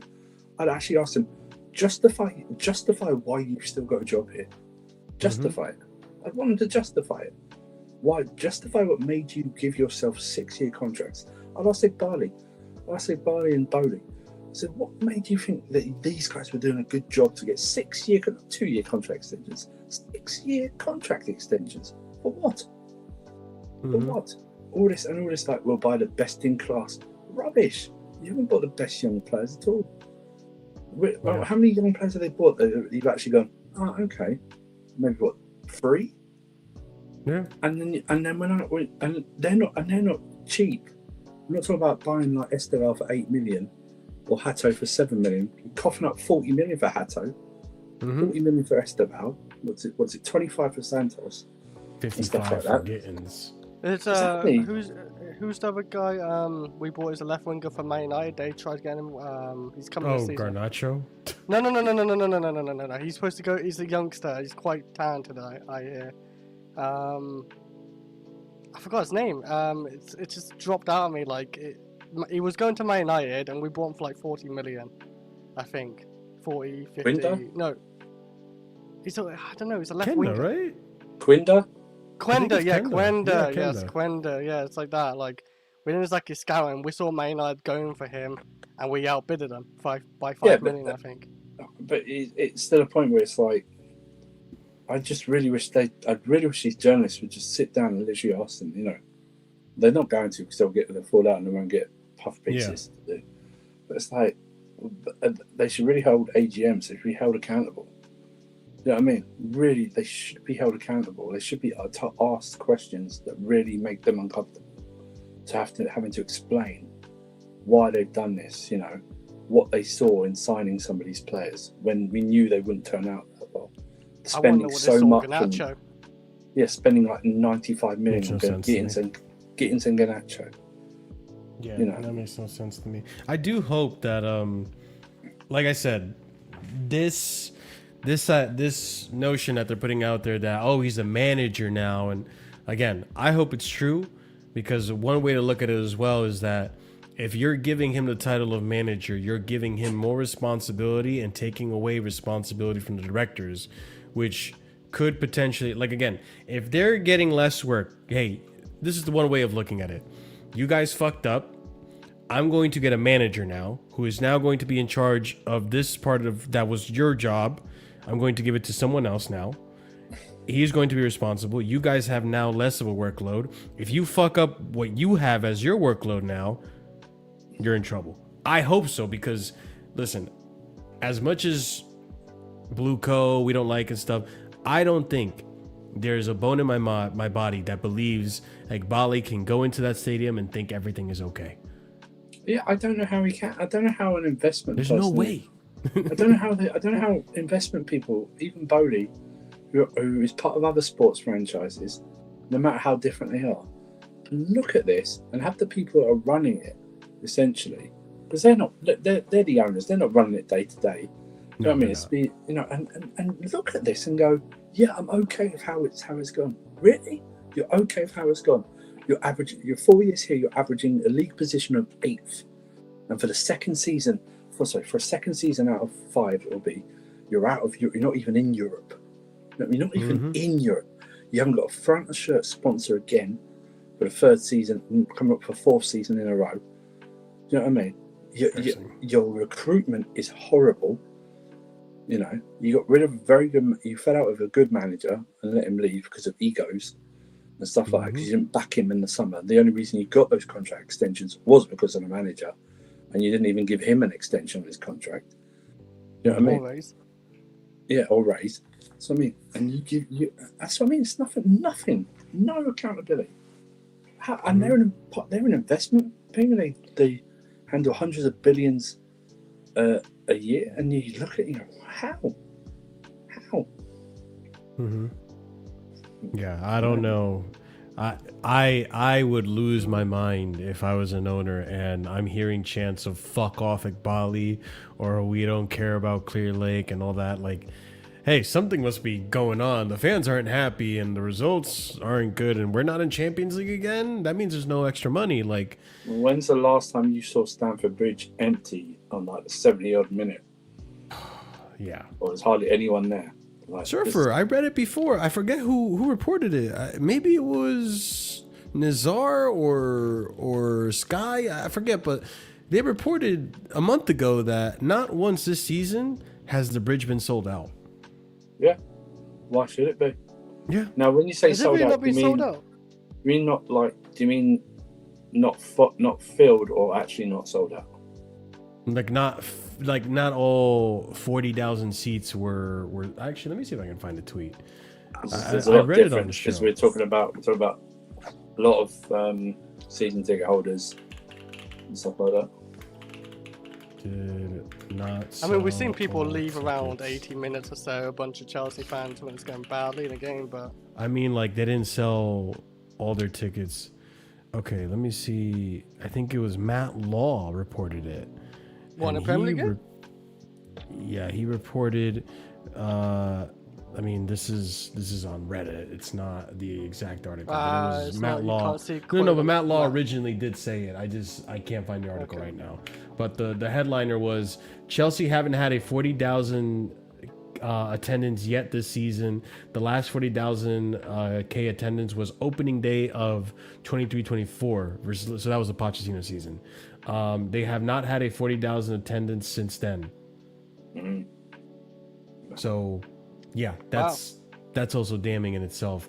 Which it does. I mean, there could be season ticket holders that just don't attend the show or the show. Wow, the season ticket holders that don't attend the matches. But regardless, like, they've not filled 40,000 seats once since the Pochettino opening season. So it's not good, man. It's not good. It just shows they've had enough. Those certain fans, they don't want to turn up. Exactly. And I can't blame them. Can't blame them. Especially this season. Mm-hmm. So that's why this summer is make or break. If they want to turn this around and started, gaining some type of profit, they need to get back into Europe and they need to start winning. Because that cash money, the cash prize and all that stuff, it helps. It helps commercially. It helps with just the revenue in general. It helps to sell tickets, and you can then start justifying, even though I don't agree with it, it's a different culture and everyone's doing it at this point.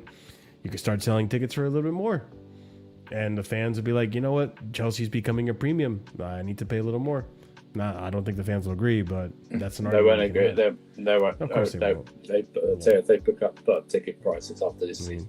To be fair, too, City till this day are still protesting against ticket hikes, and they have all the reason to raise their prices because they've been one of the best teams in the past decade. Okay, let's move on to players now. We've been talking all this and that about the in and outs of Chelsea. Let's get to the meat and potatoes. And like I said, people, respect the like button. Smash that like. respect the subs, smash the subscribe button if you're new here, and all that fun stuff.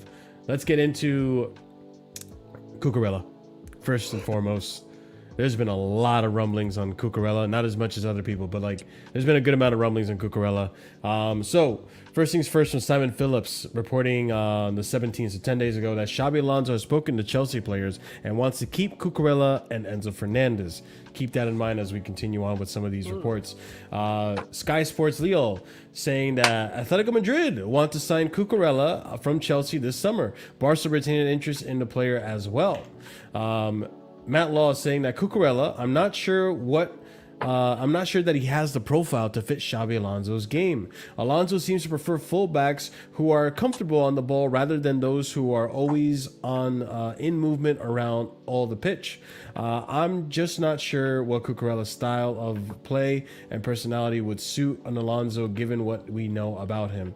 I'm sure he'll be fine, man. He was functioning just fine with Frimpong, and I don't see Frimpong as great on the ball. Reports coming from Spain saying that Cucurella will 1000% play at either Atleti or Barca. And then lastly here, Gerard Romero, if you remember, Como Kunde, that guy. Breaking. At Barca, the feeling is that Marc Cucurella will join Atletico Madrid this summer. So the Atletico Madrid links are getting stronger and stronger. Is Cucurella a player that we're willing to part ways with? If we remind ourselves, he has 2 years left on his contract, I believe, now that we've reached the summertime, or we're hitting that summertime window. Usually when there's two years left or not, we would hear about contract negotiations. He did get a new contract, but that was just a bump in salary, not an extension. So having that all in play, I mean, is it time to let Cucurella go? Is this a mistake? Is this bound to happen? It's a mistake if you let him go. He's the type of player that, you know, that should be there. He's an experienced player. He's a leadership player. If you want to play in the back three, you might not even have to play wing back. He could play left centre back, you know, something like that. Part of the three. Did it for Brighton. I'd be keeping him because and this isn't against like the player I'm about to mention, but when I hear people go, "Oh, it's okay, we'll get Lewis Hall in," and I'm thinking, you know, that player can't stay fit. Yeah, and I don't see who you get in, but it's like I don't know what Xabi Alonso wants. Everyone seems to think Xabi Alonso is going to play a back three or something like that. I just wouldn't sell him. I just think it'd be a mistake to sell him. I also don't think Lewis Xavi Hall would did even play, be interested in coming back. Who can come back? Lewis Hall. Why would Lewis Hall want to come back to Chelsea? He left. Yeah, he wanted to. His family's from the north. I don't understand this whole thing. You know. I do agree. I think it'd be a mistake as well. We do lose him because he is a guy who's adapted to many systems as well now, and I feel like he could adapt to Xavi. He's still like what 27. He's still got 28. Yeah, he's still got a few years in him, and he's not a guy who always relies on pace either. What's quite good, I think, for a fullback. He reads the game well. He knows how to create and pass and shoot when he wants to, especially last season. Plus, he's not going to be. None of these players are going to be overloaded next season. You're going to play him once a week. Yeah, once a week as well. Yeah, you know what I mean. And he's the experienced player. I just want to keep the experienced players we got. The good experienced players, yeah. So, I mean, you can make the argument Tosin should probably leave, or Fofana. He's experienced, but I would want Fofana out. He's not experienced like Cucurella. Cucurella has been international, like Spain, winning Euros. Yeah, Cucurella's actually good. Yeah, he's good. So yeah, like he's one of the guys I say unreplaceable right now. With Reece James, him, Caicedo. He'd be one of my untouchables. Yeah, he's untouchable for me. Yeah, I would. If Blue Coat would even entertain this idea, I would just run down the contract, let him go on a free. But they're gonna want to make as much profit as possible. Yeah, but what if Xabi Alonso wants to keep him? Mm-hmm. Yeah. That's where maybe there might be a butting of heads. Giving him more input. Mm-hmm. I mean, you could even say. keep him just like you could even go to him and keep you this season, give you like a 1-year extension onto the contract. So even at the end of next summer, it's 2 years. If you still want to go, even if we achieve a load of things, then we'll let you go. But just that I need you for this season. You know what I mean? I need you for this season. I'm a new coach coming in. You know what I mean? You're one of my experienced guys. You know what I mean? I need you here for the squad. The squad's lacking experience. I don't want to sell experience. You're the type of experience I don't want to sell. Just keep it. You know what I mean? It's like Iggy just said. If you give him like a good boost in wage, he'll sign a contract, no problem. I think. You think so? Because I was gonna ask you, like, do you feel like he's on that same boat with Enzo, where he's not a fan of what Blueco is doing? He's ready to kind of leave. But I know. He's been more respectful about it. Maybe he's not like a huge fan of it, but if you do give him a good wage, like boost, and you say, look, we got a, Xavi Alonso. I think a lot of players probably respect Xavi Alonso a lot more like of a senior, for sure. Yeah. We're going to bring in new players and hopefully we can get on the right track and you'll be a big part of that. So I don't think it's like completely shut. Like, I think with Enzo, his head was gone like before the season finished, like halfway through maybe. If you're I playing don't know about Cucurella. if he's playing a back four, right? If Alonso plays a back four, He does, and this is what I said to you earlier about when we're turning the squad over. That area of left back between him and Hato shouldn't be an area that we need to look at, that we need to bring someone in. You know what I mean? It should be those are settled. We don't need to talk. We can focus on the centre backs and other areas and stuff like that. We don't need to. We're fine for this season. We've got Hato and Cucurella. So. What? Now, just He's a in crowd. case people are, Oh. I'm holding a bar right now, just so you don't have to keep asking me throughout all stream where I stand. Okay, it's right here. All right. You Behind the can read scenes, it. Marshall's Blue Co in though. 100%. I have bought all the kits from next This is season just a already, gimmick he's keeping. and I bought every for you single guys. player as well on the back of it, home, away, and third kit. All 455 players. I even bought Callum McFarlane on my back of my kit. 0-0, Callum McFarlane. So yeah, that's on Cuckoo. I will say on Cuckoo, I hope, because it does worry me. You never know when these players start going on a decline. I'm going to say he's had relentless game. Let me think.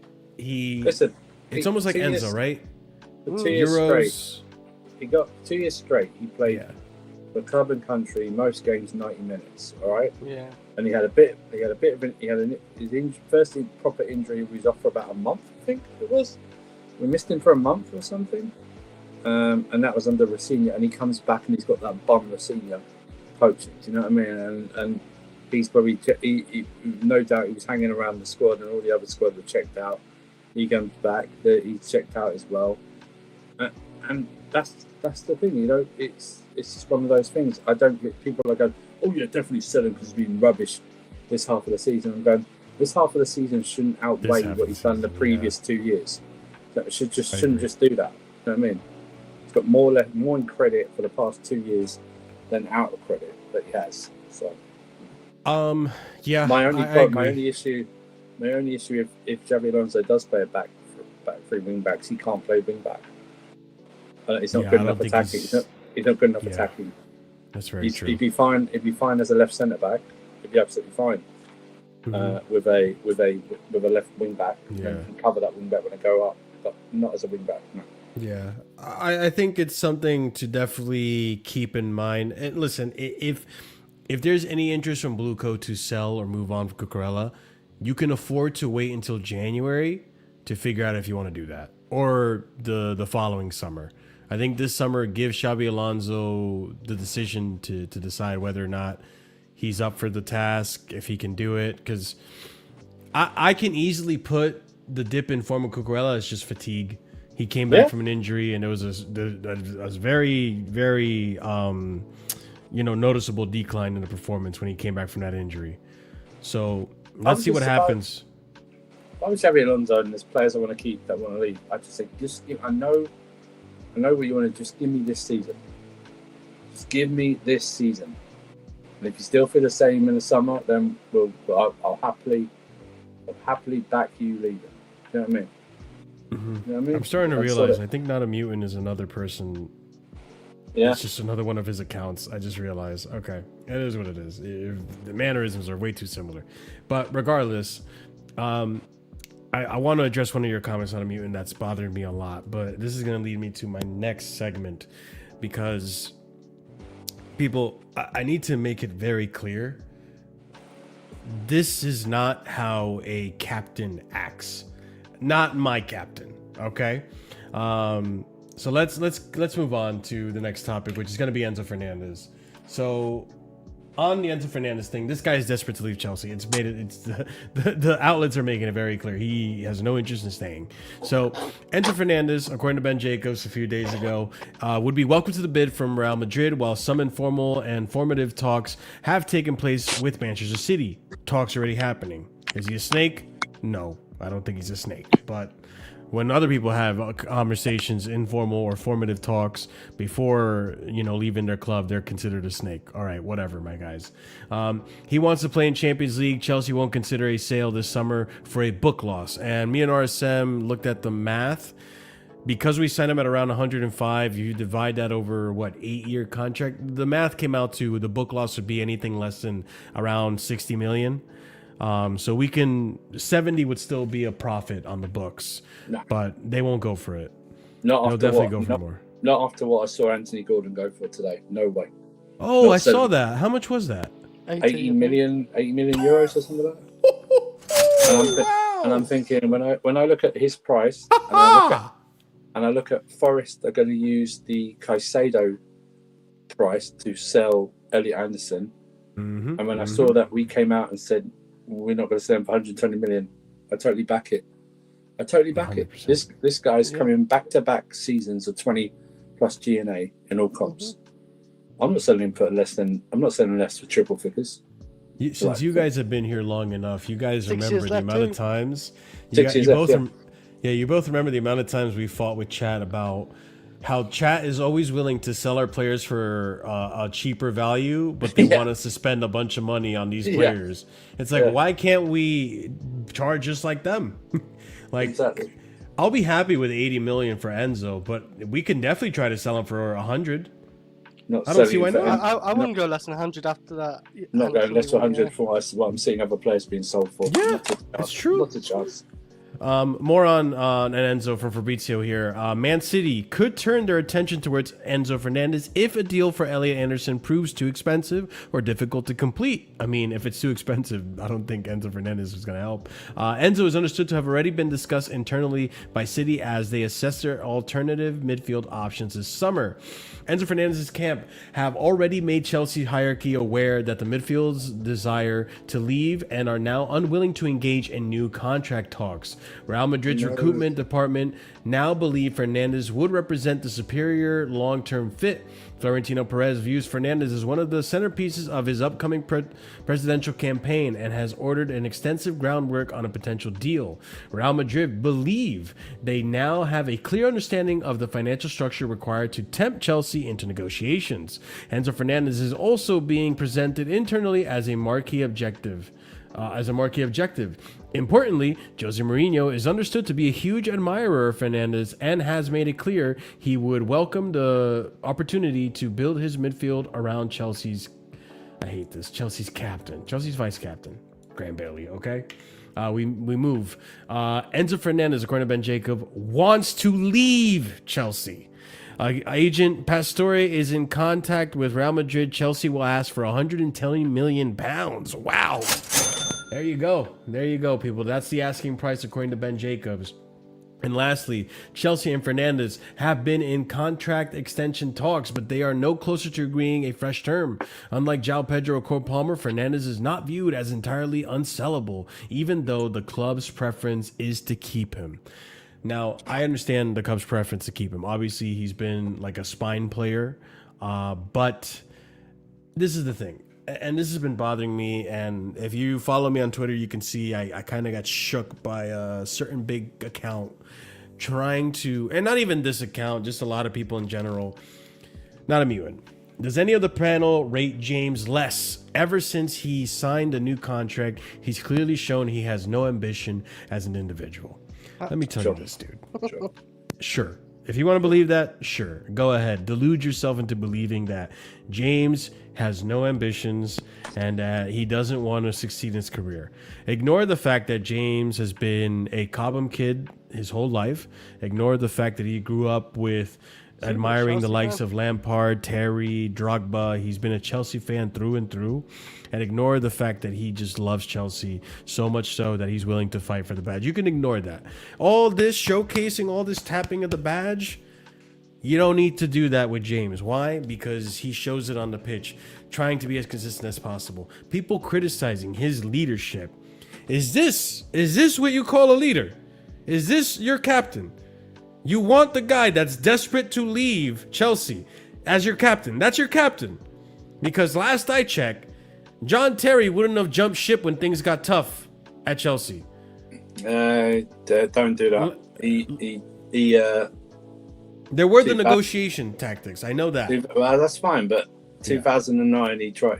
He would have gone to Man City if we hadn't offered him a contract. Mm-hmm. So yeah, same with Drogba. Drogba wanted to leave after Mourinho got sacked. Lampard as well, right? Lampard as well. Yeah. So we're not like, this is what I'm talking about.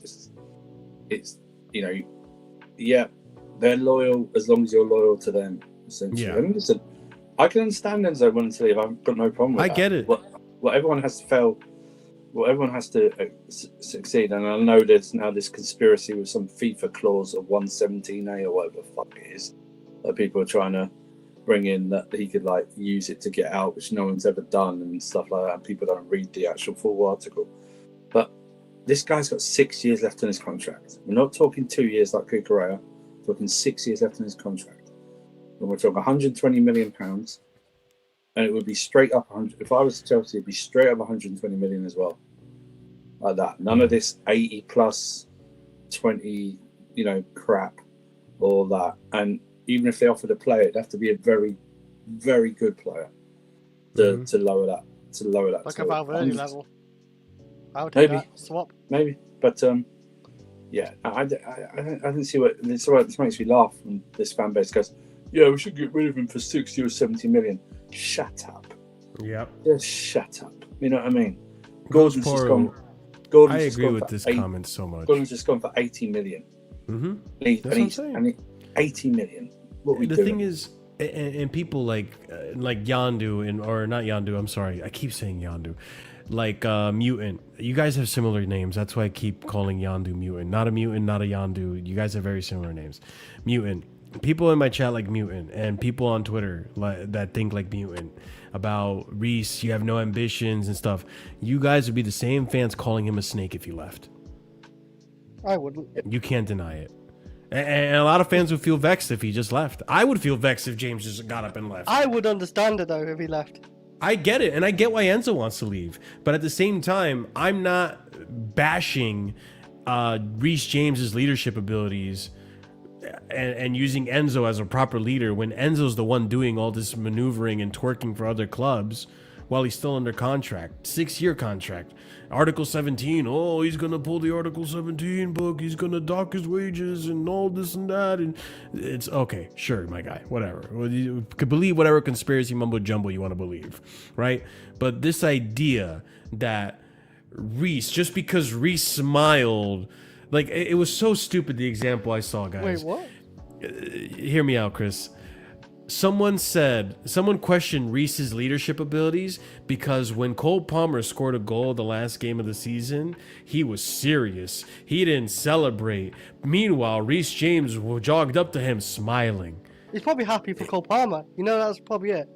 Yeah. Getting a goal. Yeah. God forbid that this captain would be happy that someone is actually stepping up to the plate. It might give him confidence. Like, God forbid that the captain would actually be supportive of a player actually getting. Did you see Enzo Fernandez cheering him on? No, like, listen, I have nothing against Enzo Fernandez. Like I've said, I've backed the player for a long time. What I don't like is that you, as a vice captain, acting this way, and you're being very vocal about it, you're being very public about this, when other people haven't been so public about it and have been respectful to the club, that's where like you that shows me your character. For me, Enzo, you were in this for yourself. That's fine. You have a career, and football careers are short. You're allowed to be in this for yourself. But then fans don't come showing me Enzo as a example of how to be a leader and stuff, and then lambast Reece James. Reece James is committed to Chelsea for good or for worse, and I respect that. He wants to be at the club. He wants to be our captain. This is what he dreamt for. I can respect someone pursuing their dreams, even if right now their dreams are crumbling all around them. At least stand for what you believe in. Fight for what you believe in. He can only do so much as a player. So I'll always have more respect for Reece and Enzo. Let's be fair. There's nothing concrete about any links, because everyone was talking about Barcelona are in London to try and get Joao Pedro, and they're actually after Anthony Gordon. You know what I mean? So let's be fair. He's not come out. He's not. You know, it's just rumours at this moment in time. You know, I mean, everyone's like that. Like I said, no one in this squad. I know we said untouchables, it should be, but let's face it, every club's a selling club. Every player has a price. If someone's willing to pay that money, then they'll pay that money. My issue is who, if he goes, who replaces him? That's my biggest issue. Who comes in? Wait, like Reece James committed to what? The medical, the hospital. Reece James has played like 30 games in the Premier League this season. We have such Reece James for the last two seasons has played a lot of games.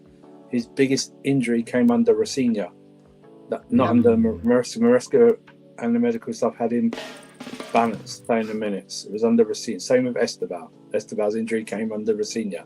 Cucurella's injury came under Rafinha. Joao Pedro's injury under Rafinha. You know what I mean? So this, like, remember that thing with the articles they talked about Maresca leaving was about all the medical staff have this, and this. Well, that's not true, is it? Because Rafinha was running some of these players into the ground. Reece played 390s in the same week, right? Yeah, exactly. Yeah. So what are we doing in December? Yeah. And under Rafinha as well, and that's when he got hurt. You can't do that multiple times. Like a month or something. But he's played a lot of games this season, Reece. He's played like nearly 40 games, all competitions, 30 games in the Premier League, maybe, or 29. He's played a lot. What do you know about leadership, Mutant? Let's be real. A lot of you guys know nothing about being a leader. No, I don't know. A lot of you don't know the first thing about managing a team or anything. So I don't want to hear all this leadership, that. Like, again, I'm convinced he's not a Chelsea fan, but no, he is. Unfortunately. Are you sure? This is the left side of Chelsea. I don't know. The right, the left. I don't know. There's a Chelsea civil war happening. One side, you're saying. Yeah. It's like, again, in the same breath, they would call Reece James a snake for leaving. Like, you can't win with a lot of these people. So, I mean, a lot of these a lot of people wanted Reece out when he's going through his injuries and saying he should be gone. Yeah, he's not fit. But I always admitted that was a bitter pill to swallow, for sure. Boy Scout days. He's trolling, man. Oh shit, man! No, this shit cracks me up. It is what it is, man. Like, people want to forget Lampard was not a vocal person, but being vocal doesn't necessarily make you a leader. I think for a lot of people, like, look at even Aspie. Aspie wasn't that vocal, and he was a great captain. Like, man, even tucked his shirt into everything. Yeah. He always showed on the field. It's what you do on and off the pitch. It's essentially being a captain at this level. You're almost like a role model to a lot of these younger people, and there's a lot of young, susceptible players in this team, which is why when I see how Enzo Fernandez is acting, and you see how a lot of players are kind of following his lead, I don't like that. I don't like that attitude. It creates a bad environment for the younger players. I'm gonna stand on that. Again, I give kudos to Enzo for the performances, or for the output he's had this season. I think he had a better season last season, in my opinion, because I think there was output as well as performances on the pitch. This season, not so much. But It is what it is. Just came to say Marshall is a fraud for being into the Knicks. He's from New Jersey. He's a Nets fan. I am a Nets fan.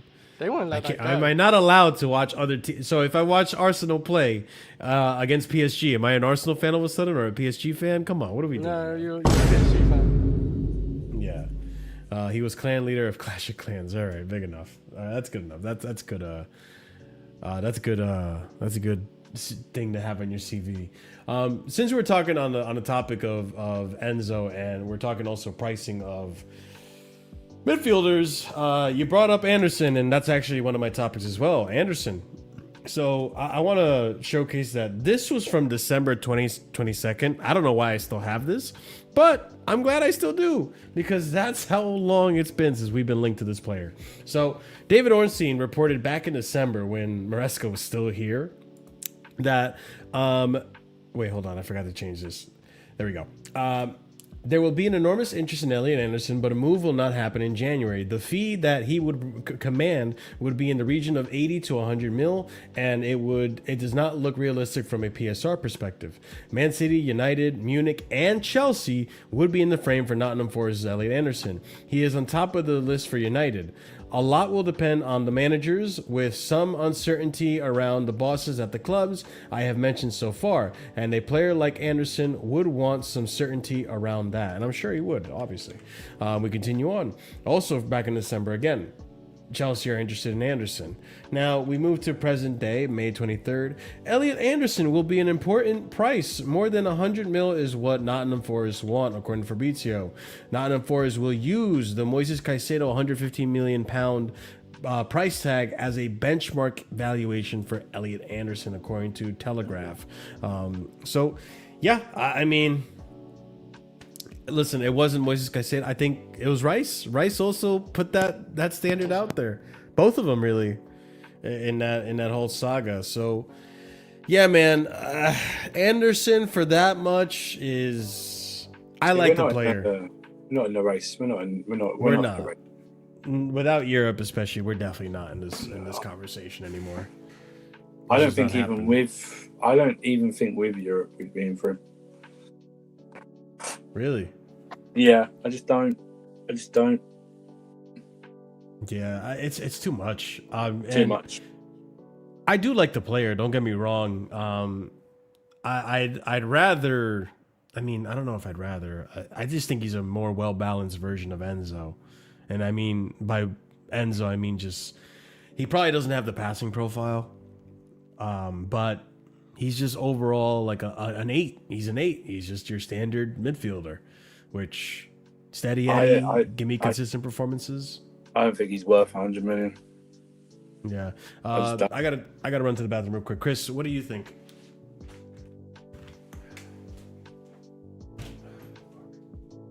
If you think somebody's mute button's on, you there, Chris? He stepped away as well. Liverpool effed us with the Caicedo price. No, what effed us was dawdling for 3 months, trying, not getting the deal done. We probably could have got it for about 95 million, but no, we had to dawdle for 3 months, and then Liverpool came in right at the end. But I don't think Elliot Anderson's worth 100 million. Wait, what's going on? Talking about Elliot Anderson. Elliot Anderson. Wait. Yeah, they're not on the Forest player. Yeah. Wait, Nottingham Forest will use 115 million instead of Caicedo. Wait, they're saying he used like 115 million. Well, that's what they're going to use the price as a benchmark for anyone who wants to buy. About 100. They're saying. Let me just double check. This last tweet kind of had it. Fabrizio's saying they want more than 100 mil. Yeah, I think he's a good player. It's not bad, but I don't think he's. 60 mil. And when I say this, doesn't mean he's a bad player. I think people are overrating him very much about what he can do and stuff like that. I think they're overrating him what he can do. Marty Silva brings up a good point. I think there's context missing to the Caicedo price tag. We were gonna get him at a decent price, and then Liverpool jumped in and made us go into a mini bidding We war. have 3 Wait, months of I haven't let my negotiations. dog out. Never mind, that's also true. Why is everyone coming for me? What happened? I don't understand. Oh, did I walk? Did you have? Were you not there? I must have. I said once I let my dog out, but I must have either on mute or quietly. I don't know. You probably said it on mute because I don't think any of us heard you. We pulled a U. Yeah, we did. I stepped out just to. Oh. Because You deserve this, Chris. You deserve this, Chris. I deserve what? Not everything is GNA when it comes to a midfielder, by the way, Mutant. I'm just putting that out there. No. I'm okay with a Could be midfielder that can keep it steady. Defense like Caicedo, breaking up the play, linking up the midfield. Yeah. Well, defense. Is Caicedo shit because he doesn't get GNA? You might want to let. You might His want to let confidence shit Alonso- because he didn't get GNA. You might want to let Alonso decide. I agree. don't see us. I don't see us spending 100+ million on Elliot Anderson. I just don't think it makes sense. Even if you sold Alonso. Sorry, Enzo. Like, Yeah. I wouldn't then spend 100 million on Elliot Anderson. I'd be going. I want to get Bruno Guimaraes or something for like 100 million or something. I think you take probably that. get Guimaraes for about 75, 80. You know what I mean? It's Exactly. But I'm just saying, I'd take Bruno G for like 80, 100 million, and he would fit us, I reckon, pretty well. If we lose He's Enzo 28. Fernandez.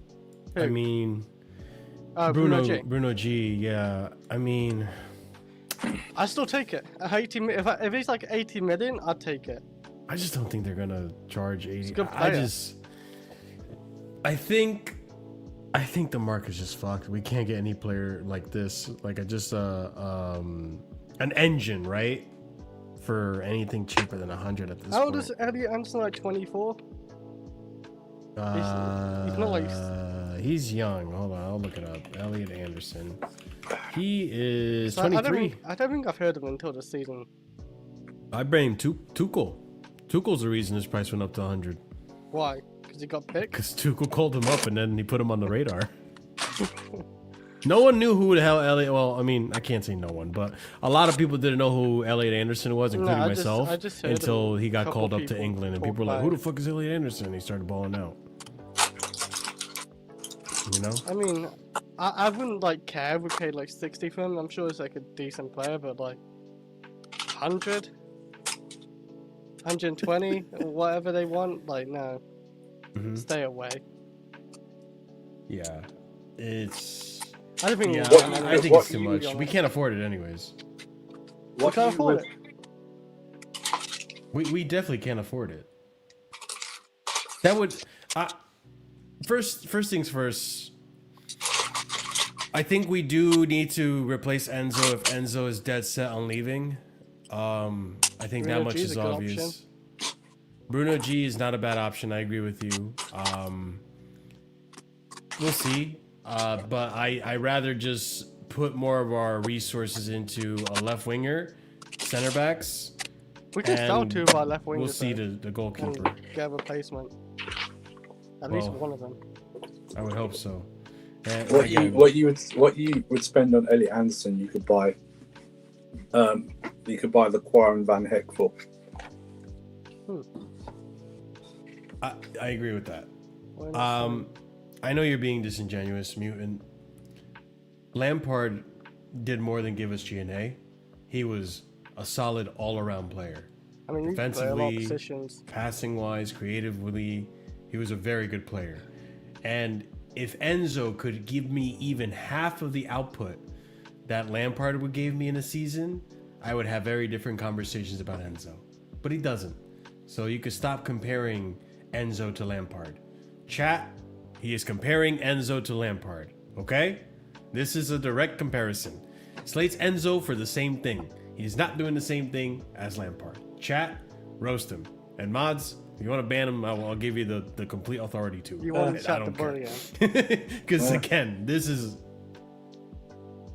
Yeah. I mean, he's Mods just have trolling. at it if you want to. I don't care.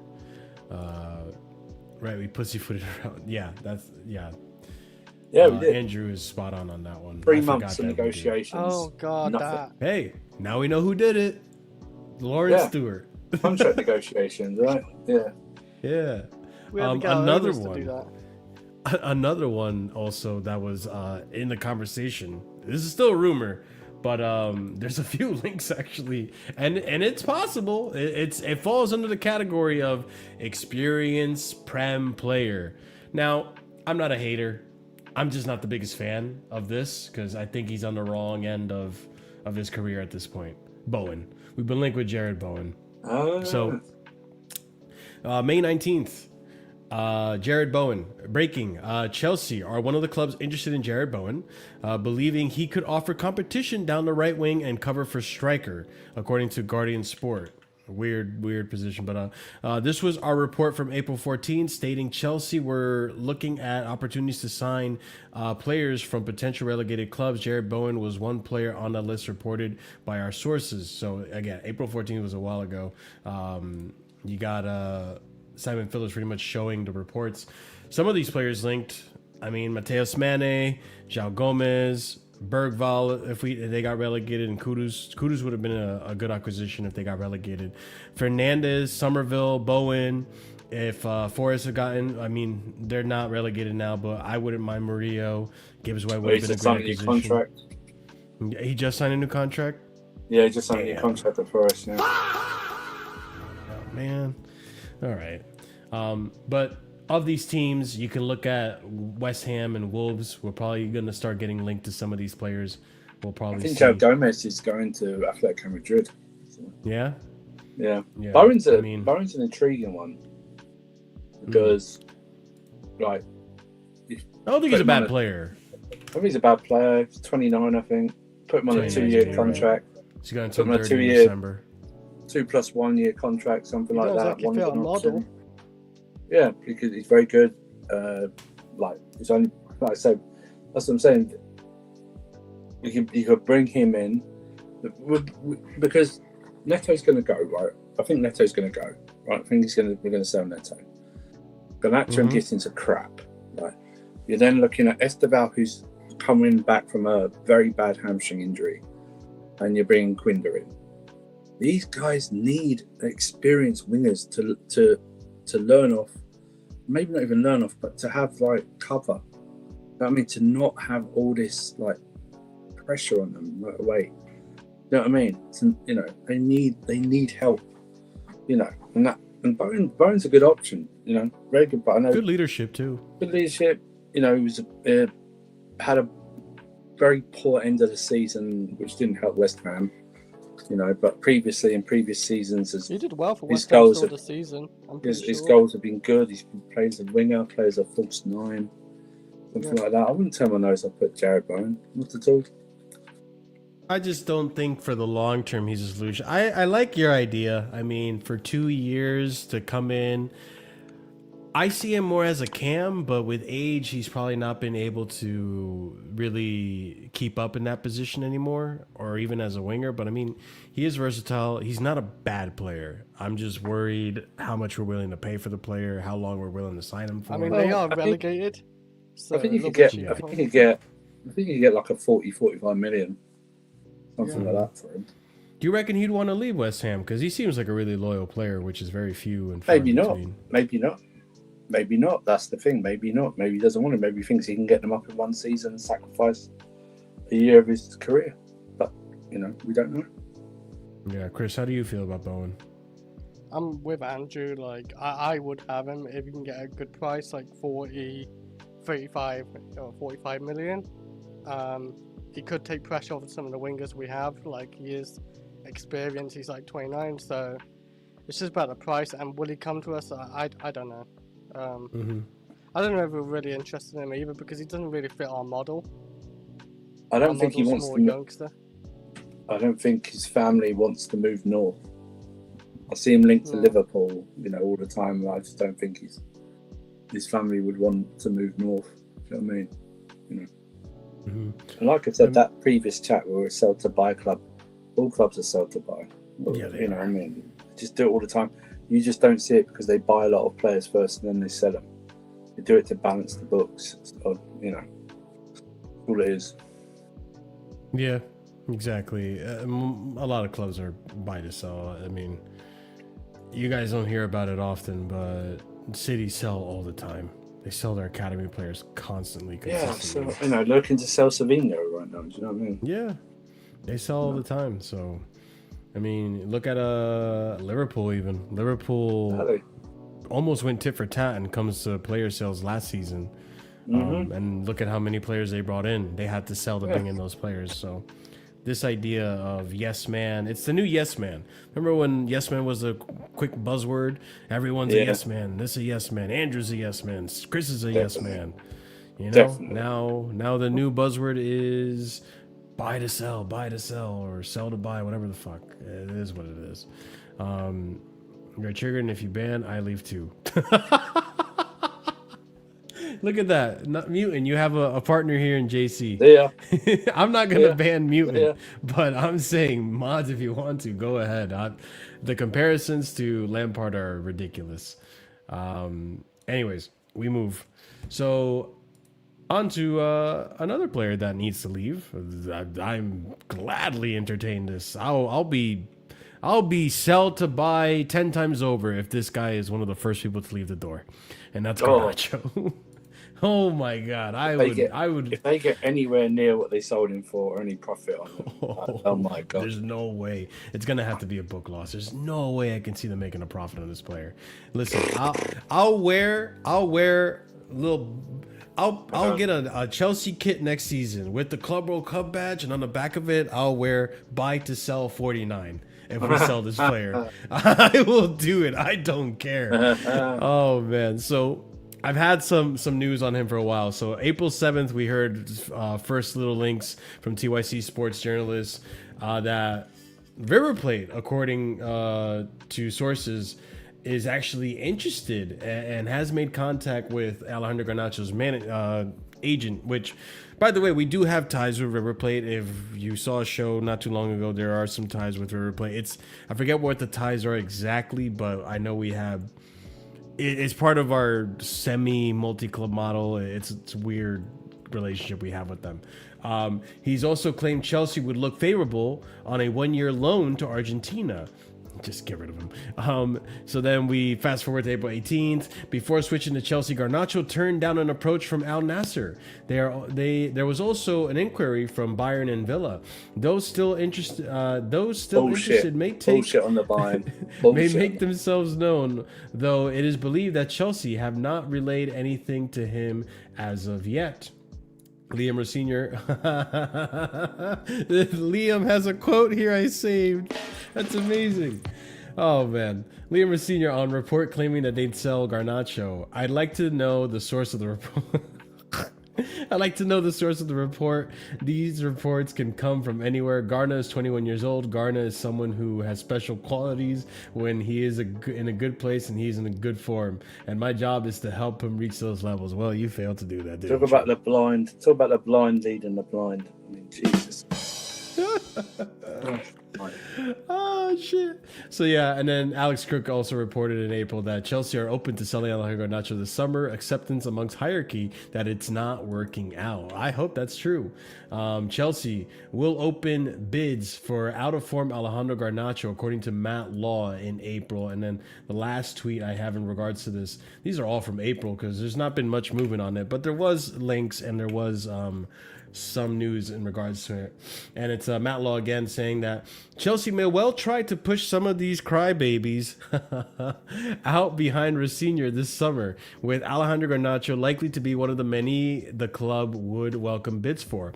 But on this season's evidence, who in their right mind would try to sign Garnacho, Fofana, Sanchez? Why'd you got those Sanchez in there? Like he's been a problem. Or offer Chelsea the kind of money that they would want for performative vice captain Enzo Fernandez. Damn, Matt Law dropping the bomb. Jesus. He held nothing back on that one, huh, Chris? So, yeah. I don't think any of us will hesitate one bit to see this guy gone. I think his attitude's just stinky. I'll say this. This is the one compliment and praise I'll give Garnacho. Garnacho, thank you for not throwing your toys out the Prem and doing the whole fiasco you did at United. That's about as much as I'm going to say. but you could leave. I'm the throwing your hands up and whining on the pitch and all that stuff. I'm okay. We don't need you here. We never wanted you here, to be honest. Nope. I always doubted you. I said, let's give it a shot. Maybe there's a plan here, but yeah, it's falling on its face. There was no hope. No, yeah. What a colossal waste of money and time. Whoever made the decision, whoever agreed with the decision to sign off and spend that much money on this shit player should be fired. But what a waste of money! I agree.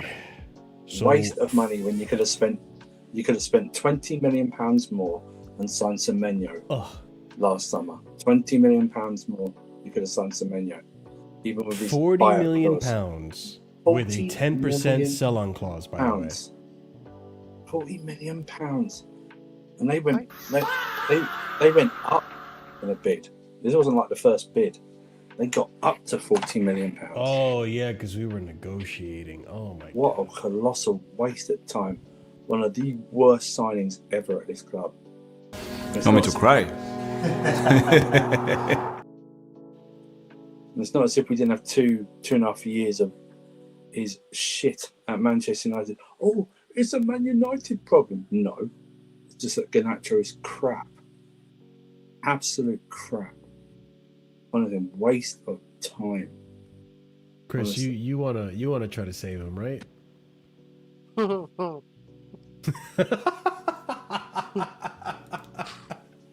Okay. And on that note, that answers my question. I shall leave you be. It's getting quite late here. I need to go to bed. Big up, Andrew. I will see you soon. You can go too, obviously. All right. Big up. I have no idea what Chelsea saw on Garnacho. We saw at Man United, he could come on as a bench player and do okay. The only trait he has, he can run. That's the only trait I feel like he has as a player. He can't take on a player. He doesn't know how to pass. He doesn't know how to cross it. He sure as hell doesn't know how to shoot. It takes him at least 10 attempts to pull it on target most of the times. I have no idea why this board or whatever cucked themselves to like getting basically Garnacho in this club with this deal. I have no idea. Like you said, we could have got Semenyo. We could have got like even I know Xavi Simons has not done well and he's got an ACL now, but like Kudus or whatever, anyone. Rashford would have been a lot better than Garnacho. The problem with Rashford is on a high wage. Man United would have paid half if we took him for a loan. Yeah. So. No, it's oh man, I don't know. The only thing I can think of that they saw in in Garnacho is, he shoots a lot. If we can improve his accuracy in front of net, then maybe he'll get us a lot of goals. And it's like, brother, you think United didn't think about doing that? You think they didn't? And you know what? He came to Chelsea and he's been worse than he has at United. I can't even lie. Like, am I over exaggerating, chat? Like, he's been worse at Chelsea than at United. Am I wrong? What? Sorry? Garnacho's worse here than he was at United. I would say so. Yes. Oh my god, bro, that makes it even worse. I probably would say so. Garnacho gonna go to Strasbourg alone and sell him. I could see that. I could see him going to Strasbourg. Yeah, it's cooked, chat. It's again like I can't believe we easily, in my opinion, the worst summer window we've ever had. I don't know why we had such a bad window. Like, Mheuka asked for a centre-back, a good winger, I would assume. Yeah. We won the Club World Cup. We got back in Champions League football. 2 trophies, I guess. This was and so we got unnecessary. And bought Gittins, Garnacho, and Delap. Yeah. It's just... It's worse than 2017, I feel. Yeah. And 2017 was pretty bad, but at least they got an FA Cup that window, right? It was FA Cup, I believe. With Conte, yeah. I mean, we did win it, yeah. Yeah, no, he won the FA Cup after he won the Premier League. It's no good. Nah, that Garnacho signing just made me all depressed about it. I just couldn't believe it. Sorry, Chris. It's the one Sorry to player, remind I just did not want, because I've seen him. I hear my brother or other Man United fans talk about him like he's shit basically, or they wanted him gone for a reason, like. And then Chelsea buy him. He's young. He's got potential. I think the worst part is that 10% sell-on clause. Yeah, that's why I say we God tucked ourselves. Damn it, man! Like, really, like Garnacho. So even if he works out, you can't even. You have to up your. So 10% of 40 would be an additional 4 million. So you would have to sell him for 44 million pounds to just break even. We're selling for 30 probably, or tops. No higher than 30. Just can't. The way he's not. I don't remember. We're his selling last for good 30, season. so we're only gonna get back 27 million. I think when he first got into the Premier League under Man United, he had a good season. He looked good, and then he started getting worse and worse every season, and it's just still getting worse. Yeah. I don't know, man. It's. Yeah, we'll be That's. lucky I look with at that small signing and I'm just like, I feel like I'm with Chris, man. It kind of depresses me. I can't even lie. I just want him out. I need need him. him I gone. need that player out of this club. He has no right being at a big club. He should have been loaned out at Man United, realistically. But It's an absolute disaster of a signing, and he's not even the only one. That's the worst part. he's one of the worst ones. He is one of the worst ones, but there's other ones that obviously we're gonna have the Casually Chelsea Awards, and we'll come to a vote on who is the worst signing of the season. But there are other worst signings, and this is where I transition over to my next topic. We're gonna talk about our strikers. We have a few, and we need to plan out how we want the next season to go in terms of who's staying and who's going. So we'll start off with this right here. At least one of Chelsea's strikers is likely to depart this summer, according to Matt Law at the end of April, right? Moving forward, sources say lack of regular starts is something Liam Delap has found hard to adjust to at Chelsea and has struggled to find his rhythm. Liam Delap wants to stay and fight for his place at Chelsea. He does not want to leave and has 5 years left on his contract. The philosophy of the new coach will be crucial for the future of Liam. Just in from Craig Hope from the Daily Mail, May 7th. Liam Delap is a striker Newcastle would be willing to explore a move for, but the message remains that he is not for sale and does not want to leave Chelsea. God damn it. Yes, hope. Newcastle are interested, but I'm told he would like to stay at Chelsea and fight for his place, according to Ben Jacobs. David Ornstein, I need to point this out on this, by the way. I don't know if you knew this, Chris, but Jed Spence suffered a broken jaw during Tottenham Hotspur's loss at Chelsea. 25-year-old right back picked up an injury in a challenge with Liam Delap, but expected to play against Tottenham versus Everton. You joined the wrong sport. Yeah. Could have been a hell of a UFC fighter, Navy. Check this out, Chris. A friend described Delap to me a couple of weeks back as a big fridge. That's all I can see now, frankly. Delap needs to leave Chelsea, find a new home, and hopefully score some goals to get his career back on track after a season of nothingness. He is a big fridge. The way he turns on that ball, like, he just... the whole orbit's like just following him. We're so cooked. Now, Nicholas Jackson. This is another one that we probably need to discuss a bit. The referee as we speak, I'm not entirely sure what about. What is, without question, is our positive. All right, Jackson. He got scared from Delap, by the way. I know, that makes it worse too. He was actually threatened by Liam Delap signing that he wanted to leave. He didn't think he could be second place at least. Bro, that makes it worse for... That actually looks worse for Jackson now that he left. Chelsea have not ruled out keeping Nicholas Jackson next season, with Enzo Maresca being replaced by Senior. This was reported February 16th. Jackson is said to be keeping his options open. So, again, I think once Maresca left, and I don't remember exactly how it went down, but I believe there were some reports saying he had beef with Maresca. So, from the get-go, it just wasn't meant to be. Or not from the get-go, after Club World Cup, which, again... we got to put context to this, people. People were upset with Nicholas Jackson. Maresca, especially considering against Newcastle when we needed to win that game, he elbows. Who was it? What's his name, bro? He's the fullback. Why am I forgetting his name? For Newcastle. Newcastle Jackson. Last season. I forgot which Newcastle he did. He just did it. Chat, help me out here. Who was it? Who did he elbow in the face last season? It was the one. It's the one fullback that gets injured every season. It wasn't Dan Burn. He can't reach Dan Burn. Dan Burn's a unit. It wasn't Dan Burn. Who's the fullback that they got?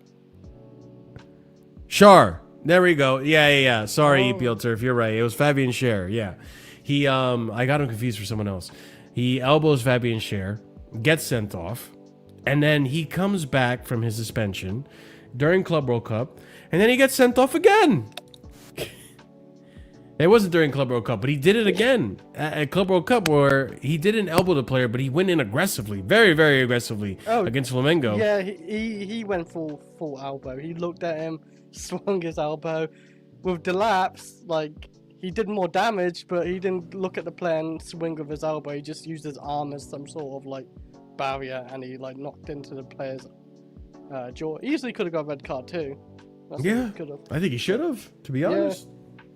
It's just insane, man. The evidence is right there, broken jaw. He definitely should have. It's wild to me.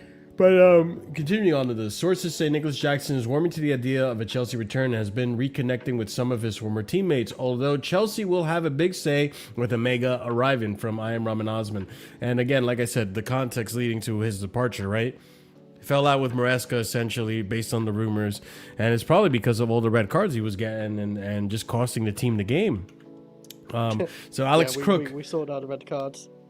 Alex Crook also reporting that I don't see a scenario where Nicholas Jackson is reintegrated to Chelsea's first team. Yeah. I think they will look to sell him in the summer, but probably will have to accept a much reduced fee. Then... at the end of April, we get Fabrizio Romano. Chelsea, Nicholas Jackson will return to Chelsea as Bayern do not want to trigger the 65 million euro buy option. Bayern director Eberl confirms that the decision to ZDF as reported since January. Chelsea and Jackson's camp. Excuse me, guys. Chelsea and Jackson's camp will assess his future with possible new move in the summer. Chelsea do not believe Nicholas Jackson's value has diminished from his Bayern experience. Sources say they will sell him as a player worth up to £60 million. Newcastle has emerged as a contender to sign Nicholas Jackson, who will return to Chelsea in the summer after Bayern Munich confirmed they will not turn the striker's loan into a permanent move.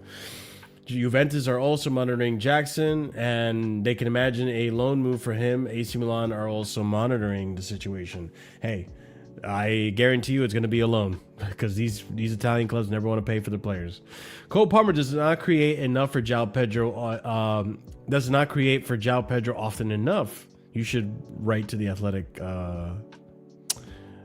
Chris, after the slander on Cole Palmer here. Wait, what?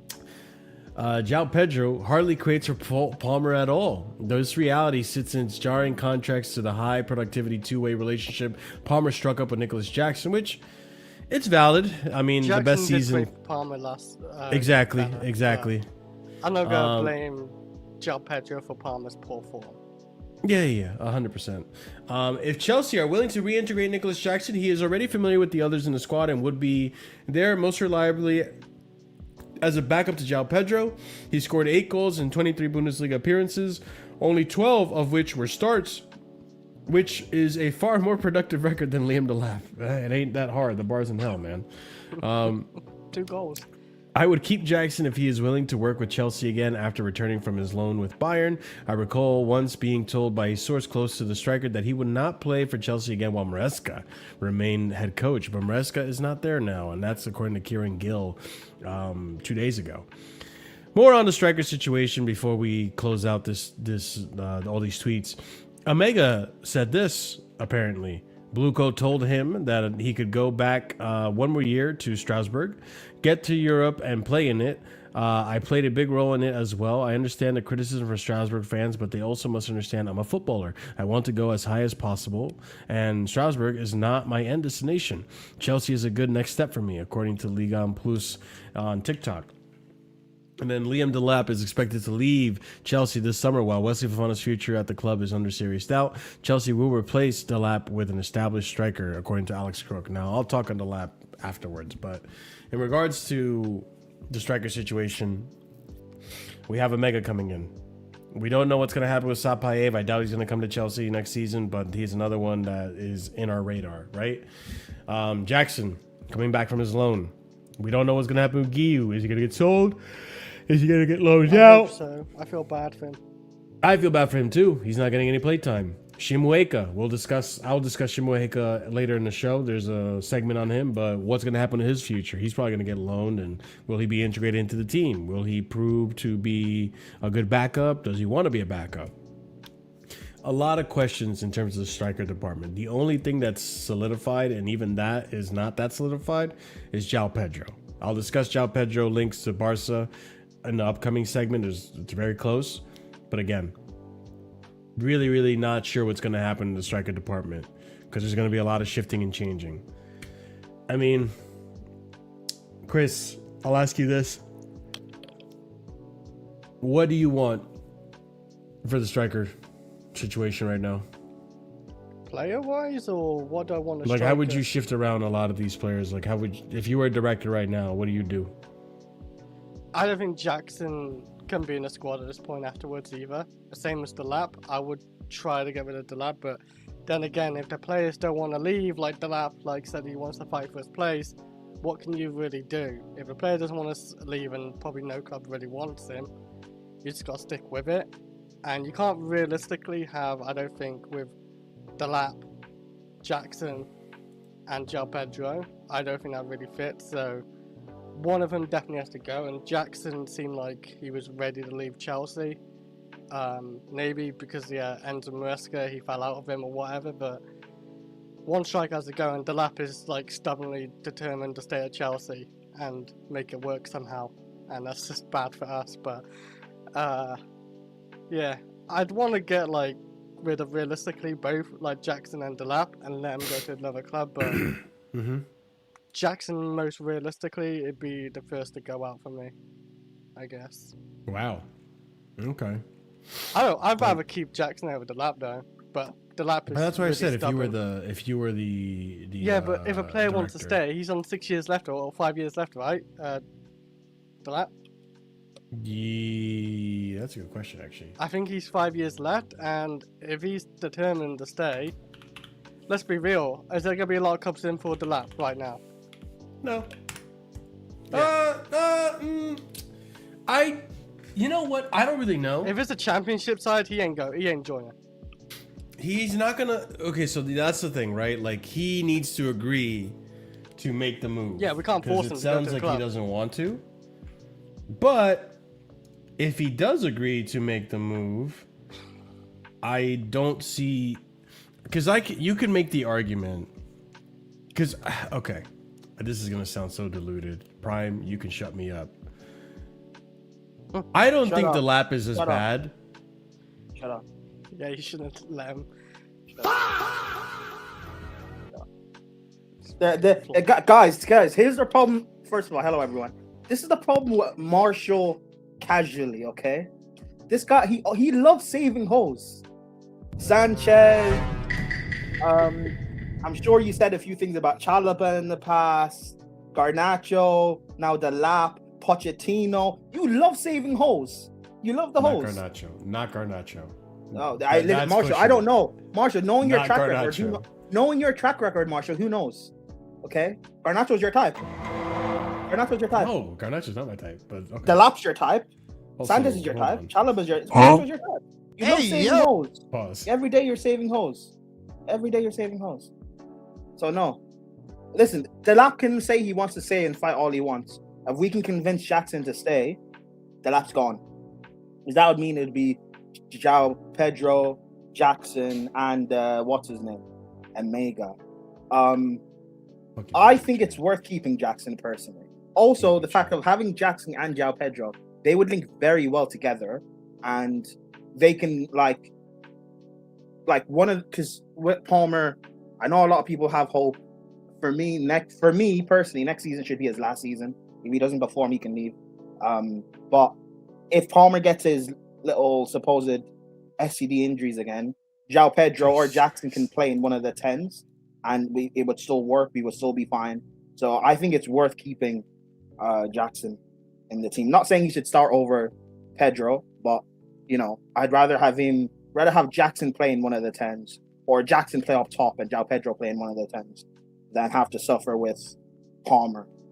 So yeah, I think it is worth keeping Jackson. And also, we're not getting Osimhen's never gonna happen. We're not buying a Julian Alvarez, and I don't trust these scouts to go and buy a good striker, because they bought 2 last summer. One of them is good, the other one's ass. So, I can't really trust what? I'm actually glad you brought that up, because that actually does lead me to a small segment I have here. Marshall, I'm convinced. I'm curious. What were you going to say in defense of the lap? I'll say it after my segment here. So we do have some targets, right? We're linked to Osimhen again, and it's Graham Bailey. Chelsea remain interested in Victor Osimhen and believe Xabi Alonso can help lure him to Stamford Bridge. Maybe. I don't think the issue was luring him to Stamford Bridge. I think the issue was the wages. Victor Osimhen's representatives and intermediaries are once again actively exploring elite level opportunities across Europe, with Chelsea one of those approached as they prepared for the arrival of Xabi Alonso. And the other one that was actually linked to us was Krupi Jr., who we've already tried to scout, and now we're trying to get him while he's at a premium rather than get him when he was on the cheap. Criticism of Paul Winstanley, right? So what I was going to say on the lap is that I think he's just better suited for a lower league team, or a lower league, not a lower league, just a team that's maybe a relegation team, a team that's going to face more open team, a team that's a low block team that is going to face more teams that are going to be open or coming at them. He's just not the type of striker that Chelsea need. Chelsea need a striker that can be more involved, that can take shots and find their ways into the box and just be more clinical. I do think he is severely lacking in confidence. Like the lap that we saw in Club World Cup is not this Delap anymore. Like there's a completely different Delap. Now, I'm not saying he wasn't shit this season. He's been horrendous this season. I think he's had very seldomly, like his best rating this season is probably like a 4 or a 5, maybe. And those are the games where he's being like the target man and linking up play, and that's it. That's not what I want from my striker. I need a lot more from a striker than just link up play. Criticize Havertz for it, and I criticize a lot of previous strikers for it as well. It's, for me, the lap, you go to a different team, a team that's not going to be facing, low blocks all the time. I think you'll be okay. You need to start as well. You need to get starting minutes, which you're not going to get at Chelsea. You're just not good enough right now at Chelsea for what Chelsea need. I think there's a potential in the player, but it's not going to happen at Chelsea. That's just all I got to say. It's not going to happen at Chelsea. I don't want to delude myself into thinking, yeah, give him time, he'll be world class. I'm not saying that either, but yeah, it's just not happening. Marshall, you're slipping. You defended Sanchez better than this. You're slipping, Marshall. Yeah, but Sanchez at least is giving me more. You're not. This is you're used to saving holes better than this, bro. What happened? All it off. Delap. You said that he's suited for a lower league team, and then you tried to switch it. No, you're right. This guy should go back to Championship. He's not. I don't disagree with that. For the Prem. He's not good for the Prem. So yeah, listen, Delap, Class A Delap, because he plays like he's on drugs. I hope he leaves. Krupi, were we linked with him before he went to Bournemouth? I believe I don't remember going over this story when we were linked to him before Bournemouth, but apparently there were links there, is what I'm being told. Like we tried to scout him, didn't work out. The only time I remember Krupi's name being mentioned before he joined the Prem was when Joey would speak on him, but I don't remember us being linked to Krupi. Joey always said, "Oh, we should sign Krupi. We should sign Krupi." If Jackson is not willing to stay, I'd take Krupi. Like I've not watched a lot of Bournemouth, so so it's not like I have an extensive scout report on him. But people like Joey, who know a lot about him, talk about how good he is. He's ripped up the Prem at his young age. And if we sign him, it wouldn't have to be him starting. He's a backup to Joao Pedro. Krupi can also play in the 10 as well. If we're playing this Alonso's 3-4-3, him playing in one of the pockets, like I was saying with Jackson, him linking up with Joao Pedro would work. So whether it's Joao Pedro in the 10 and Krupi up top or the other way around, that would be interesting. So yeah, I mean, Krupi's going to cost a lot of fucking money. Would have been a lot smarter to just buy him last year instead of Jackson, instead of the last. But whatever. Listen, if we sign him, we sign him. Like, I rate him. Apparently we've agreed an agreement with him, right? A verbal agreement with him. I think so. Really? I've not heard of this. Okay, maybe I don't know. I saw it, or maybe I read it wrong. Maybe it was that we're trying to get him, but I thought we agreed an agreement, a verbal one, with him. Oh my God, Twitter is a vile place. What? I just saw. Oh my days. I'm gonna send this to you in the private chat, and you can enjoy it without me putting it on stream. It's pretty funny. Oh my God. Oh man. Yeah. She's not wrong. We could have used this for Garnacho. Fuck's sake. Yeah, I know. That's actually a good point. Oh man. Oh my God. When Garnacho joins Arsenal.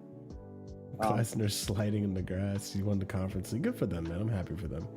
That's why I wanted Glasner. As Glasner was my first choice over Alonso, bro. Mm-hmm. He was my first choice. But yeah. Yeah, we talked about it. Yeah, I remember we talked about him, and we talked about who was the other one we discussed? Felipe Luis as well, potentially. Yeah, but yeah, we'll see. I'm looking. Oh, Felipe Luis currently favorite for Leverkusen. Okay, fair enough. We just brought it up. Lo and behold, ask and you shall receive. He needs his doesn't he need to like work to be able to coach in Europe or something? I believe so. There's certain leagues that are like there's certain leagues or something he can't come to the Prem. Rupi Jr. I'm trying to see if I can find anything on this guy that alludes that he signed I don't think he's a bad player. I think he's a decent player, but is he ready for the big step? Like, that's always a situation with these younger talents. If they're ready to make the big step into the Big Six team. I'm seeing here Chelsea have joined the race with Arsenal for the 19-year-old Bournemouth star Eli Krupi Jr. I'm not seeing anything that they personally agreed terms, so I mean, we'll see. Time will tell.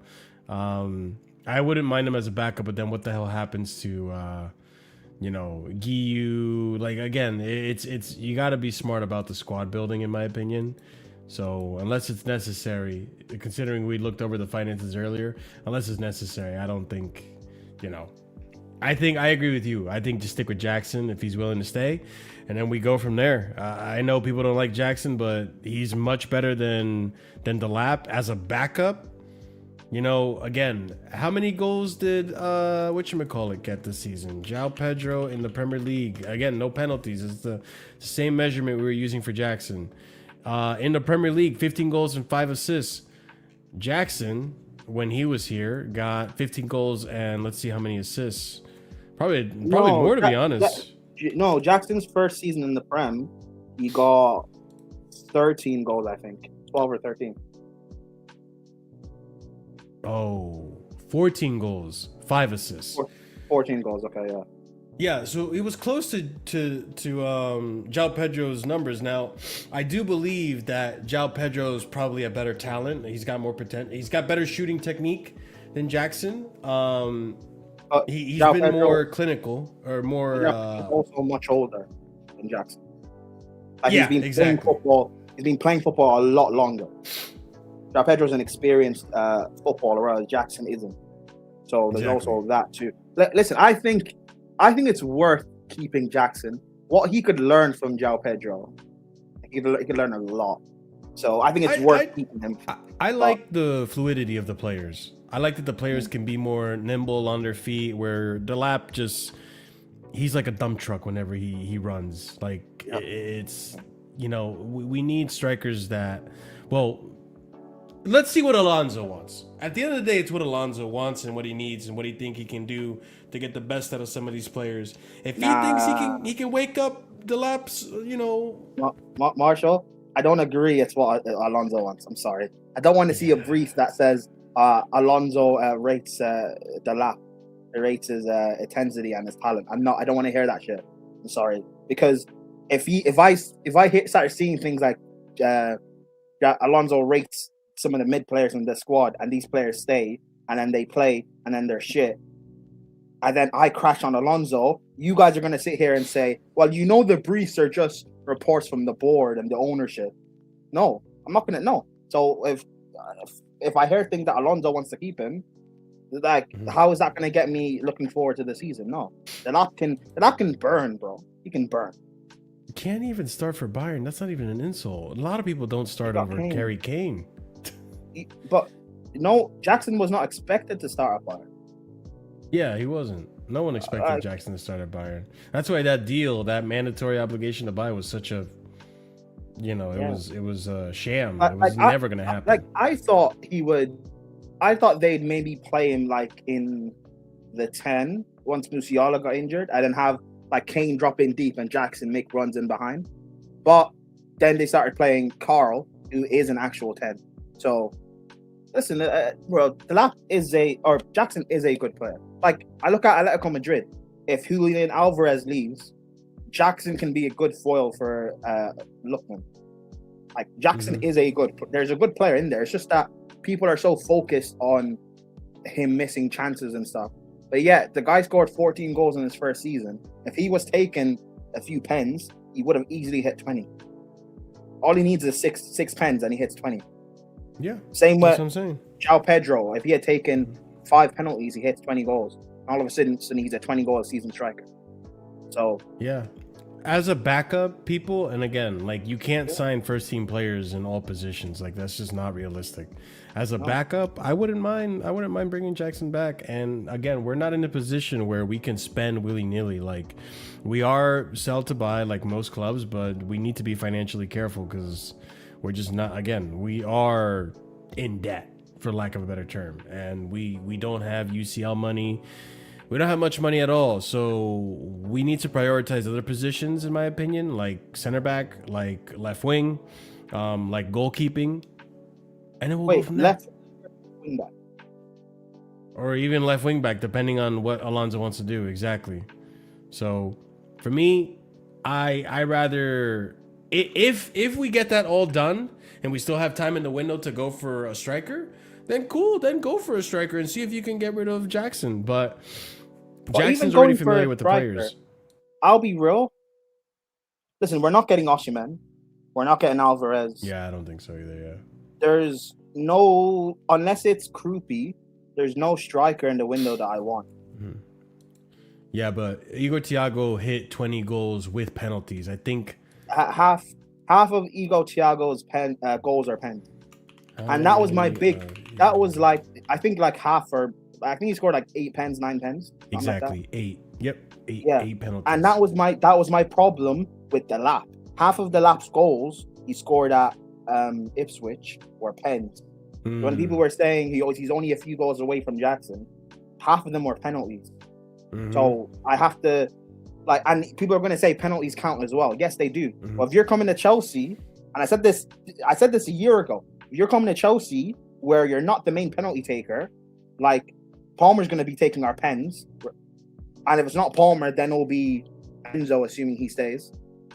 Where are you getting your goals from? That was my problem with Joao Pedro, that he had never hit more than 15, or he'd barely hit double digits before. How are you getting 15 goals? And Joao Pedro did it.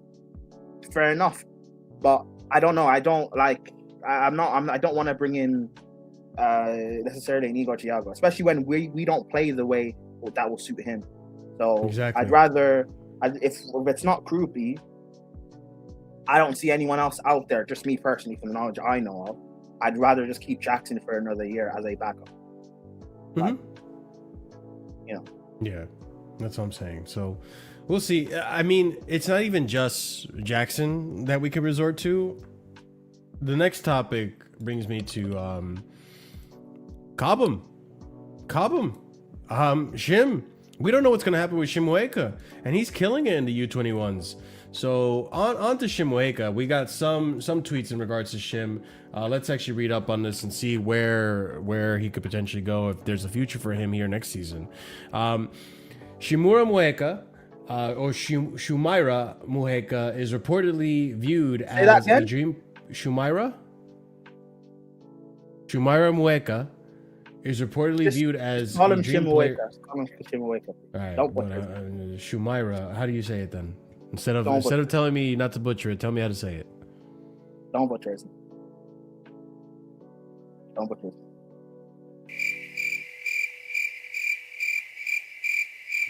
Shumaira Mheuka is reportedly viewed as a dream player for coaches. Extremely focused, relentless in improving, and not someone who gets carried away by the hype.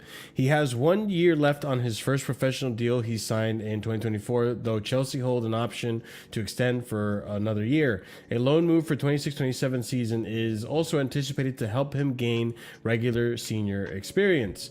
Shim Mheuka is being earmarked to go out on loan on the next season in order to gain more regular senior experience. It is raised as a possibility in January, but all parties agreed he would be better off maintaining his goal-scoring momentum in the academy. Shim Mheuka has been named as a PL2 Player of the Season for his fine goal-scoring form for Chelsea. Talks of a new contract are expected to take place, possibly as early as summer. What is his actual tally? I'll read that later. Let's see. Shim Mheuka, talk to me here, man. What did you get in the U21s or under 19s? Actually, no, not under 19s. Where is his stats, man? I'm looking it up, chat. Bear with me here. Okay, here we go. Premier League 2, UEFA Youth League. So this season, Shim has gotten in all competitions 25 goals, 4 assists, and he's played 2,546 minutes. So he's been pretty much a starter all season as a striker. He has played some games for us, not too many. Very, very few minutes for Chelsea. He's mostly played in the FA Cup for us. But yeah, Shim Mheuka, I don't think he's ready for this level, obviously. But it's not a player that I'm going to sleep on, and it's not a player that I think we should neglect. I do think we should look for a way to see if he is going to be able to compete at Chelsea. I do think a loan move for him next season is a good idea. It's a brilliant idea. Give him a fucking good loan. Send him to a championship side if you must. I think that's a very good loan for him. And then let's reevaluate it next season. Because again, we were having this discussion in chat. You can't come to consensus as to who should stay as a striker. But yeah, Shim is where's my typo that you're talking about, Axe? But anyways, yeah, Shim, in my opinion, is not a bad striker to look forward to. Yeah, I agree. A championship loan would be phenomenal for him. Prime, do you have any opinions on Shim? This is another reason why playing in the Conference League probably would have been good, because Shim, Jesse Derry, McQueen, who's the other one? Antwi, they could have just played. But knowing what this board was like, they would have just overflowed the squad with average players. So yeah, let him go out on loan. Let him just play football. Does he need to go in the Championship? Like if he goes to Southampton in the Championship, that would be great. Because they'd be one of the favorites to get promoted and stuff. He'll be playing pressure games. West Ham? And he'd be trying to win. West Ham are not gonna get promoted next year. I speak to Mike's a lot. They're not ready for the Championship. They could get relegated again next year. So let him make sure it's a good loan. Yeah. Yeah. I wouldn't mind. Yeah. Also, I'd like to see him go and if he went to Strasbourg or in Europe next season, right? No, I think they just missed out. Okay, maybe don't go to Monaco. Don't go Strasbourg. I mean, he could go to Strasbourg are going to need strikers because Omega's leaving. I don't know what the situation is with Panicelli, if he's going to recover in time for next season because he did his ACL. But yeah, but there is Datro Fofana back at Chelsea now. Oh yeah, that's a good question too. I forgot because he was there until he went there in January, and then he got injured. So yeah, that's a good question. My only problem with Shim going to Strasbourg is Strasbourg going to buy a striker that's going to start over. So I would rather he just go to like Southampton and just play games, get minutes, starting striker, winning games week in week out, having to handle pressure of getting promoted. Hopefully you win the championship and you're like one of the top goal scorers. Yeah, we'll see. Yeah, championship. I think that's the best move. He needs to go somewhere where he's going to be a starter. There's not going to be any risk of losing your place to Panicelli, so on and so forth. It's and even then, like, do you want Shim as a third striker? Like, I just want him to get first team minutes, develop him as quick as possible. He's putting up great numbers in the U19s. I really respect it. But again, this level is different. I don't want him to stay because the way this club, particularly this ownership, have treated academy kids that are actually talented, he won't get minutes. He won't get minutes to play next season. And I'm sure Shim is looking at that and be like, like if like Joao Pedro gets injured and Jackson's on a stinky patch of form, Shim won't get given a chance. So I'd rather just let him go and out alone and play and show that he can actually, bag. And then next year, if we still decide to sell Jackson, maybe then Shim is ready to be a backup, at least. So yeah, but yeah, Southampton for me is the loan that he has to go because they're the only team I see that's actually gonna come up straight away. Maybe you could also say Burnley too, but Southampton play the better football. So for him, playing that style would help a lot more too, instead of playing back to goal every week like what Burnley kind of do. So yeah, I don't disagree. I do want to keep an eye on the player. I do think there's a lot of promise. And yeah, we'll see. You're not wrong. I do hope that with Xabi Alonso now at the mantle, and if he's given the power that they say they're going to give him, maybe he finds a way to integrate, Achimpong a little more and give some of these Cobham players that will probably step up when some of these players... I say this, guys. Look at this example. Trent Alexander-Arnold. When I don't know who the fullback at the time was for Liverpool. I'm not a Liverpool fan. Say that one more time. Nathaniel Klein. When he wasn't stepping up to the plate and they needed another option, Trent stepped in and he took his position and he flew. So there's nothing to stop a Cobham player from potentially doing the same, and they just need to be given a chance. And I hope that Alonso is more open to that. However, because we actually are in a position where we have an actual starting striker, it'll be difficult to nourish the player. And that leads me to my next topic, potentially my last topic, depending on how quickly we get through this. But Joao Pedro to Barcelona. These links have been strong, people. Very, very strong. It's been relentless. It's been nonstop. So let's see where we are in terms of these links.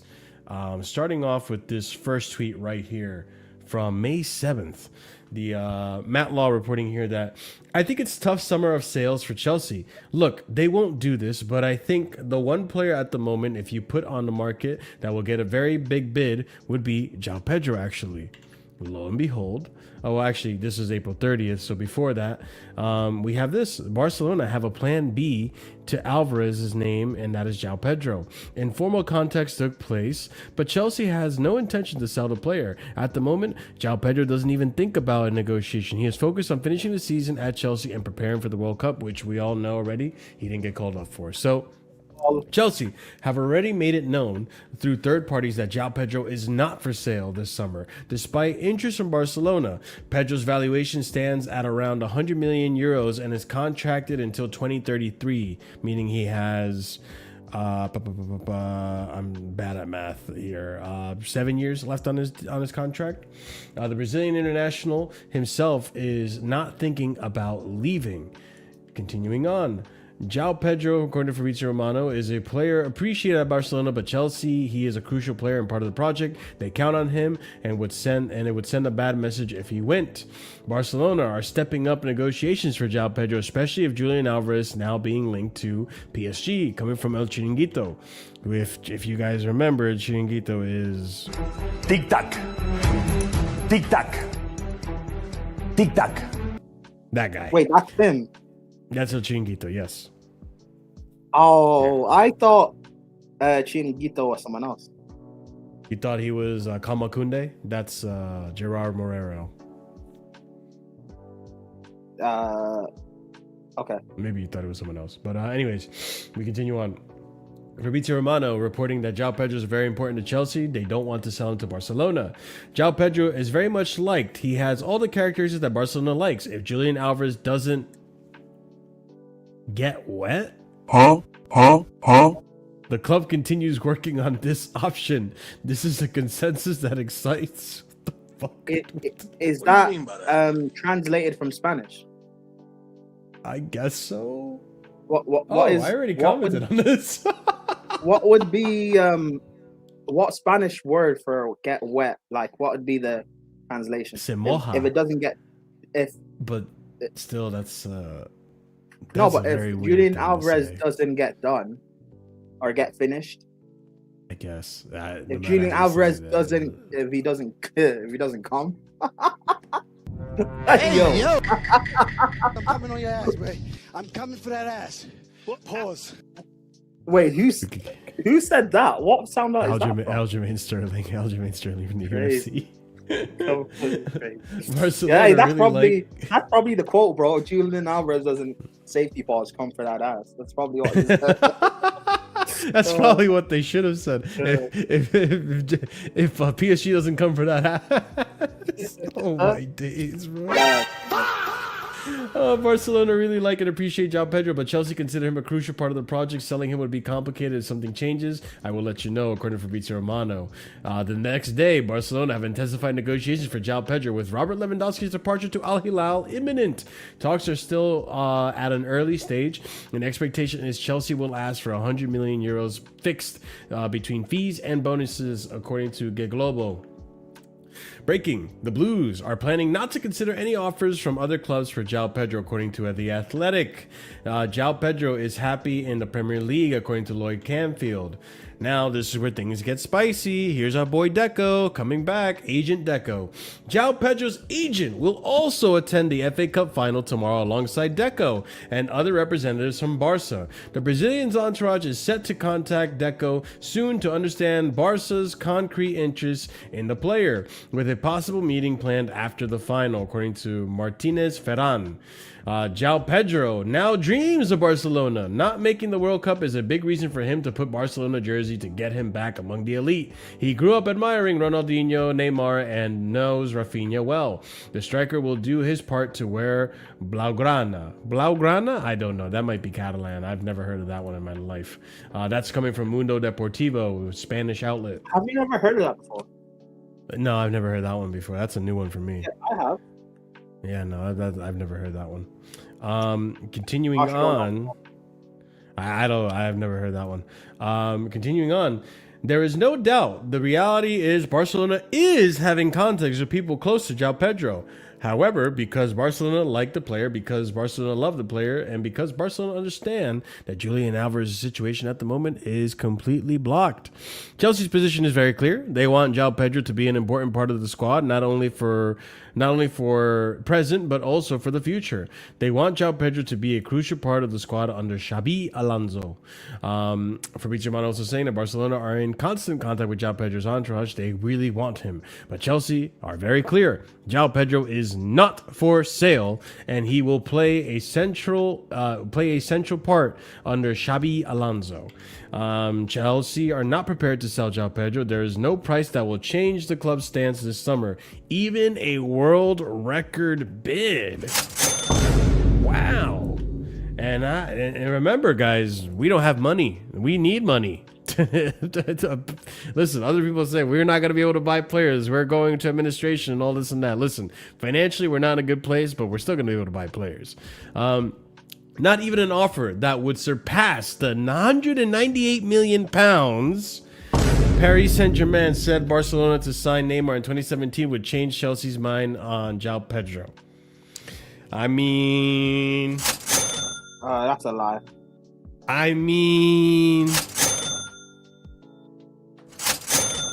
Yeah, that's a lie. There's a kind of weak, bro. Chelsea. You're saying 200 mil? Yeah, man, that's a lie. Chelsea will not sell Joao Pedro this summer. Player is happy. Bruno G and Tonali links are all wide off the mark as well, according to Ben Jacobs and Alex Crook. Deco Bojan and a scout from FC Barcelona have arrived in London to work on Joao Pedro. His representatives also in London, according to Kamakunde guy. Deco has returned from his mission in England. At the moment, Chelsea stance is clear. We want to keep Joao Pedro, and it would be very difficult for Barcelona to break that will. Any changes or developments, I'll let you know. And here we go. The final tweet I have in this segment. Confirmed. Joao Pedro stays at Chelsea. News. Deco's mission in the UK was to hold club talks with Newcastle United over Anthony Gordon, which actually happened. Actually, he's now at Barcelona. That's a here we go. But Joao Pedro staying at Chelsea. We wouldn't go. I mean...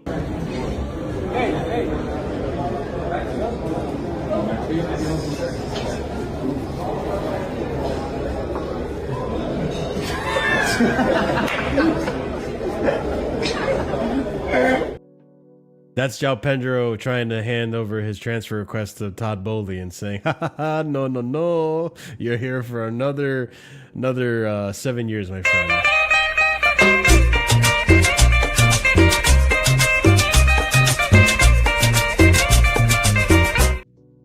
I love it. Who's that guy with Joao Pedro? I don't know. Which one? Oh, the guy. Oh, I forgot. I'll look it up later. But I thought that was Gusto. I can't lie. That does kind of look like Gusto. wait, that does kind of look like Gusto. I can't lie, bro.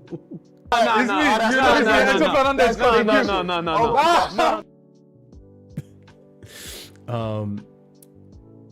I don't know. If you presented me with a 200 million pound offer or euro your offer for Joao Pedro, listen, I can't lie. You could buy a lot of players with 200 million euros. You just got to use it right. If he gave it to me, I would use it right. If he gave it to Prime, he'd probably use it right. If he gave it to these owners, then I don't know. But wait. So you would use it right, but I'd only probably use it right. Yeah, you probably use it right.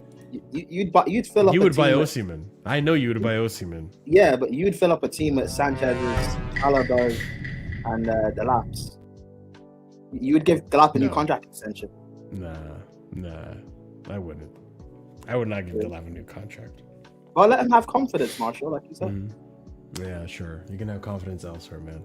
But yeah, Barca really want this player. And listen, he is a hot commodity right now, obviously, because he's up there in the conversation of, one of the best strikers amongst the best strikers in football right now. He should be, rightfully so. But yeah, man, Barca, you don't got money, bro. As far as I'm aware, you're broke. So you weren't even gonna cough up 100 mil if we put that on the table. So let's be real. But yeah, I don't think Joao Pedro's untouchable. But it's gonna cost a lot. No one can afford. Barca can't afford him.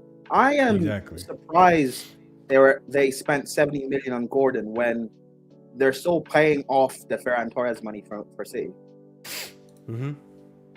I don't like. Are they still really? Weird. Holy shit! I didn't know that. They are. This is weird. So listen, maybe they have some weird installment plan for Gordon, but this just shows Barca just waste the money. You just waste. You could have bought Leao for like 40 mil. Lookman was available in January. You could have bought. Even buying Rashford is cheaper than Gordon. Like, it's just a wait. You're just wasting money. Yeah. But, yeah, whatever. These Today, guys that means we down can with the keep Joao waves as Pedro, well. so that's good. Good for me. Yeah. I'm down to keep Joao Pedro. I think he's a phenomenal player. I am curious though. If a club, let's just say PSG, someone who actually has the money, PSG, comes in and slams down 120 for Joao Pedro, I am curious to see how this ownership move. If they don't bite and they keep Joao Pedro, then you know what? Respect, because you're of your word. You're keeping the spine essentially. I gotta respect that.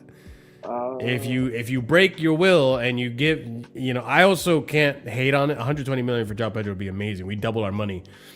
But, I need more than 120. Yeah, I would want more just because you'd have to replace him with someone of equal caliber, which is difficult. Is that cost 120 versus cost 150?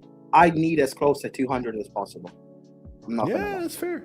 That's fair. This guy did it in probably the most difficult league too, the Prem. It's not easy to crack. But also, I'm worried giving these guys to, like, if say we sold Joao Pedro 175 mil, I'm scared about giving this ownership 175 mil. Yeah, me I'm too. scared of what they'd buy, because like think of the last time we had a quality striker, like Costa. Yeah, that's the last time we've had a quality striker. I like We've Jackson. had very mediocre striker since. Yeah, like varying success. Like I like Jackson, to be fair, but before Joao Pedro, Jackson was probably the best striker we've had since Costa, and that's embarrassing. So it's like, if we sell Joao Pedro, when's the next time we get a new striker, a proper striker? We're probably gonna have to wait until like 2033. What'd you say? Another decade, yeah. Yeah, we'd have to wait another decade, or like, if you what, like we. It ain't gonna happen. That's the thing. Like, bring back Shim or something. And I don't know if you remember, Prime, or if you were on the stream at the time, but like, my opinion in the beginning of the season of Joao Pedro as a signing, I thought we overpaid, and I didn't think he would be anywhere near this good. I thought he'd be like a Firmino, where like Palmer's goal tally, Neto's goal tally were gonna go up, and Pedro would barely skim 10 goals. Yeah. He's proven to be much more than that. Much more. Yeah, my thing with Joao, was like, I don't know if he could hit 15, because Jackson, with the numbers he was getting without pens, I was like, can you do that? Because all I've seen you do at Brighton is you're getting goals with pens. You're not going to take pens here. Can you get 20 or close to it on your own? And he's done it. So yeah, let's get rid of Palmer so Joao Pedro can start hitting some penalties. Oh my god. Yeah, I need my 20 goal a season strike. So. Hey man, I need my Joao Pedro celebration.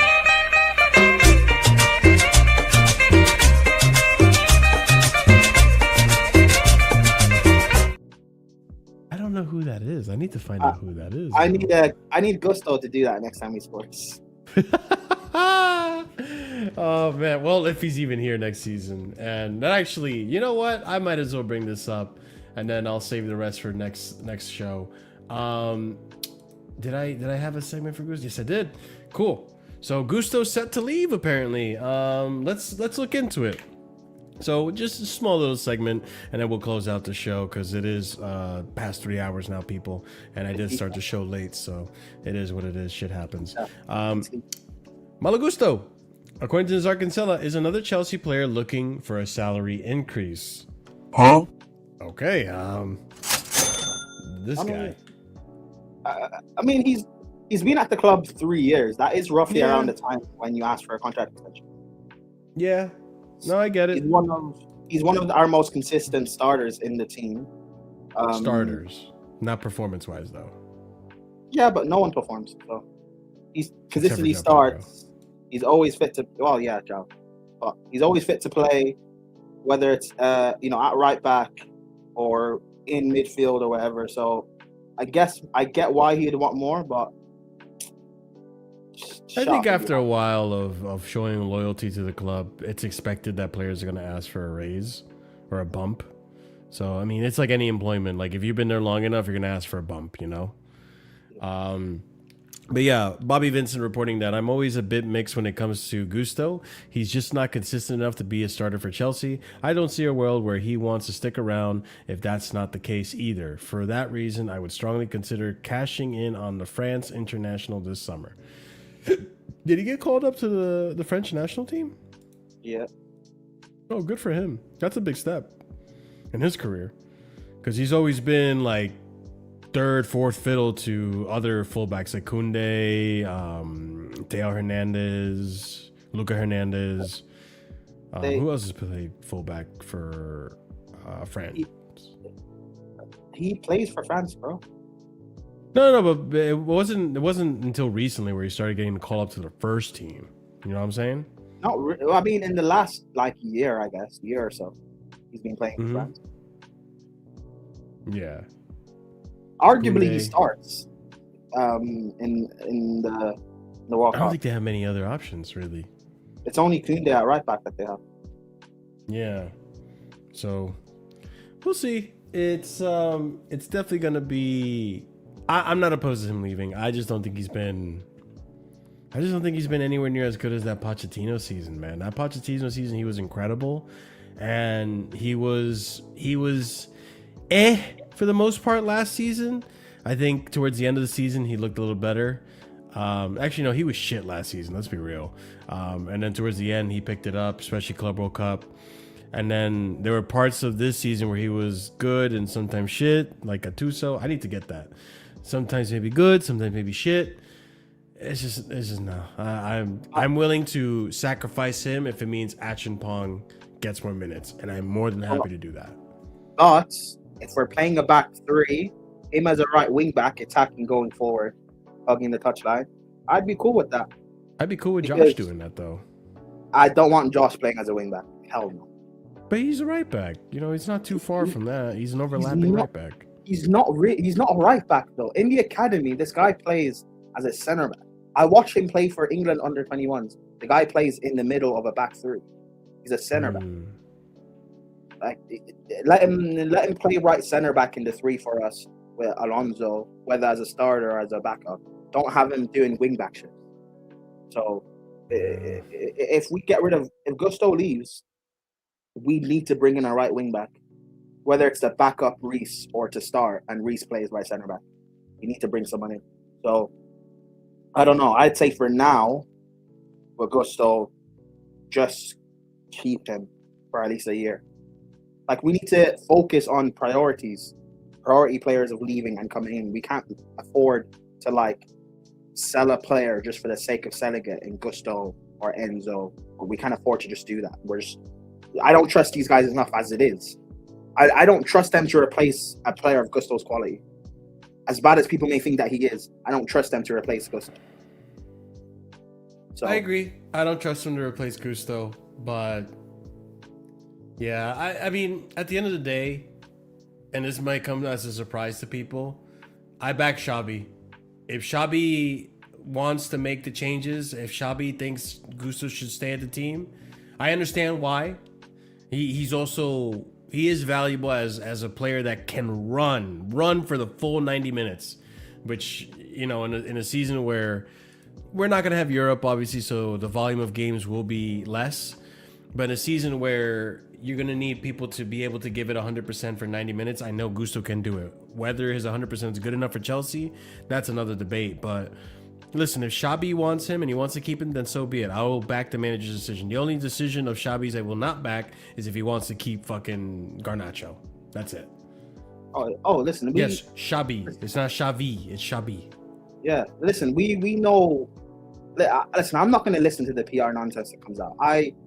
Xavi's not an idiot, so we'll know which good players Xavi actually rates and which ones is being forced upon him to keep in the team. And Gusto, listen, you said it yourself. He was good with Pochettino.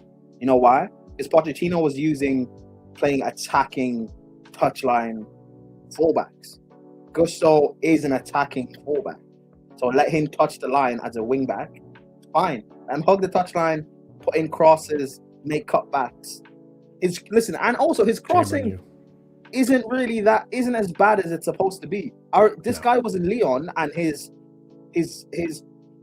best traits were going forward and putting in crosses. His bad traits was him defensive. So the fact that it's flipped, him being in the Prem, is weird. So let him listen. If Xavi can get him to like be a decent crosser on the right side, then cool. I'm good with that. I'm good with that. Yeah, like I said, I'm gonna back the manager's decision on this one. The only thing I'm not gonna back is Garnacho's thing. He needs to go. He definitely needs to go. But yeah, if he wants to keep Gusto because Gusto can perform at the right wing back position, then so be it. I'm okay with that. Again, if you can set up Gusto so that he can be similar to the level he was at under Pochettino, even better. I'll give you your flowers for that because there is a good player in Gusto. It's just been long forgotten, and part of me thinks that era is behind us. So yeah, like Axe is saying, he destroys a lot of counters with the transition and the bad decisions. I still can't forget to this day when he had a back pass when he was clear to give the pass to Cole, or I forget who it was. It was like, brother. Oh man. True. But okay, Gusto. Yeah. Like we agree, Gusto doesn't have the best brain. But you can coach things you can coach muscle memory. Like if you in training, if you do repetitive situations in game, then when it comes to the actual match, like we've done this so many times where I just have to make the same sort of pass, and it'll and pay he's off. gonna have the time in training now, at least. Exactly. Gusto won't have to do any complicated. Like I keep saying it when people are saying he was bad most of last season. The reason why he was bad is because Maresca kept playing in midfield, kept inverting him. So Gusto kept doing. Gusto's already not the smartest player. So when you have him do, it's like, bro, it's like one of the special kids in school having to do like complicated level maths. Like it's not going to work out. Just let him do what he's best at, run up and down the field on the wing, cross every now and then. If Gusto can put in 10 crosses and 6 of them can be good, I'm fine with that. Like it's all we really need. 6 of them be good crosses, 3 of them hits their man, we score from one of them. That's fine. So listen, we'll see a good version of Gusto next season, and people will say, "Oh, Alonso, look what he's done." So yeah, everyone, show, man. Yeah, we'll see. Like I said, I am fully putting my faith in Xabi to see how he wants to build his team. But yeah, we'll see. Okay, cool. Any final thoughts before we close it out, Prime? Yeah. To quote the Argentinian, Paquita and sleep. Is that not how I say it? Yeah. No, you're right. Pajita, yeah. Oh, Pajita, not Paquita. Yeah, Pajita. Yeah. Also, yo, I can't lie. Today, the Twitter timeline with Anthony Gordon leaving for Barca is killing me. Like, oh my days, bro. Look at this one before we head out, chat. I'll show you this, and Prime obviously. This is gonna be Anthony Gordon Barcelona presentation. Oh shit, man, this is too funny, bro. But yeah, ladies and gents in the chat, big up to every single one of you. Appreciate you guys coming along here and listening in on the show, whether you're working, whether you're, this is Dembele, right? Yeah, I thought that was Dembele. I was like, is this Dembele? I'm pretty sure it's Dembele. But yeah, this is Dembele's move to Barca was not very, very great. But hey, he's back to his best now. But yeah, people, we're gonna wrap it up here. Big up to every single one of you in the chat that tuned in, and if you made it past 3 hours, like, big up to you. You're a trooper. and you'll never be forgotten. All right. Now, if you guys are new to the channel, big up to you. Welcome to the channel, and I hope you do enjoy the content here. We will be posting more content like this every week, as long as there's news to discuss in regards to Chelsea, and also World Cup. We'll be doing World Cup stuff here as well and discussing all that. Plenty of content here all summer long, so subscribe, respect the like, just like we respect the ball, all right, people? Respect the like. Go ahead and smash that like button if you haven't done so already. We're very close to 50 likes. I don't know why we aren't at 50 likes. That's the bare minimum. That's the bare minimum standard. Just like top 4 is the bare minimum at Chelsea, we need the bare minimum to be 50. We're a big enough community now that we should be hitting 50 consistently every show. Respect the like and respect the sub. All right. So and also, why is the chat underperforming, Marshall? Whose fault is it? I don't know, man. I don't know. We gotta put some vigor into them. So come on, chat. And you're trying to age the chat right now. It's not working. maybe trying to age the chat. Maybe it's maybe Marshall's the Arthur after all. Oh, and I say, hey, play the sound. Hold on. I got you. Still see more ice. Sorry. Sorry. That just threw me. All right, chat. Smash up the like if you haven't done so already. Subscribe to the channel if you're new here. Be sure to check out the membership. There's 4 different tiers starting at 99p. First tier is $1, 99p, like I said. The second tier, you get shout outs at the end of every show, and that's gonna go out to Lamre, Sadiq, EE, and Adrian. Big up to every single one of you for your support. Big up to the chat. We're gonna raid out to Sarcasm City, copy and paste the raid message, and as always, people, we'll see you over there. Have a wonderful night. Stay casual, and don't. Good night, guys. Pajita and sleep. Jerk off. Oh, but he didn't sleep. Yeah, and sleep.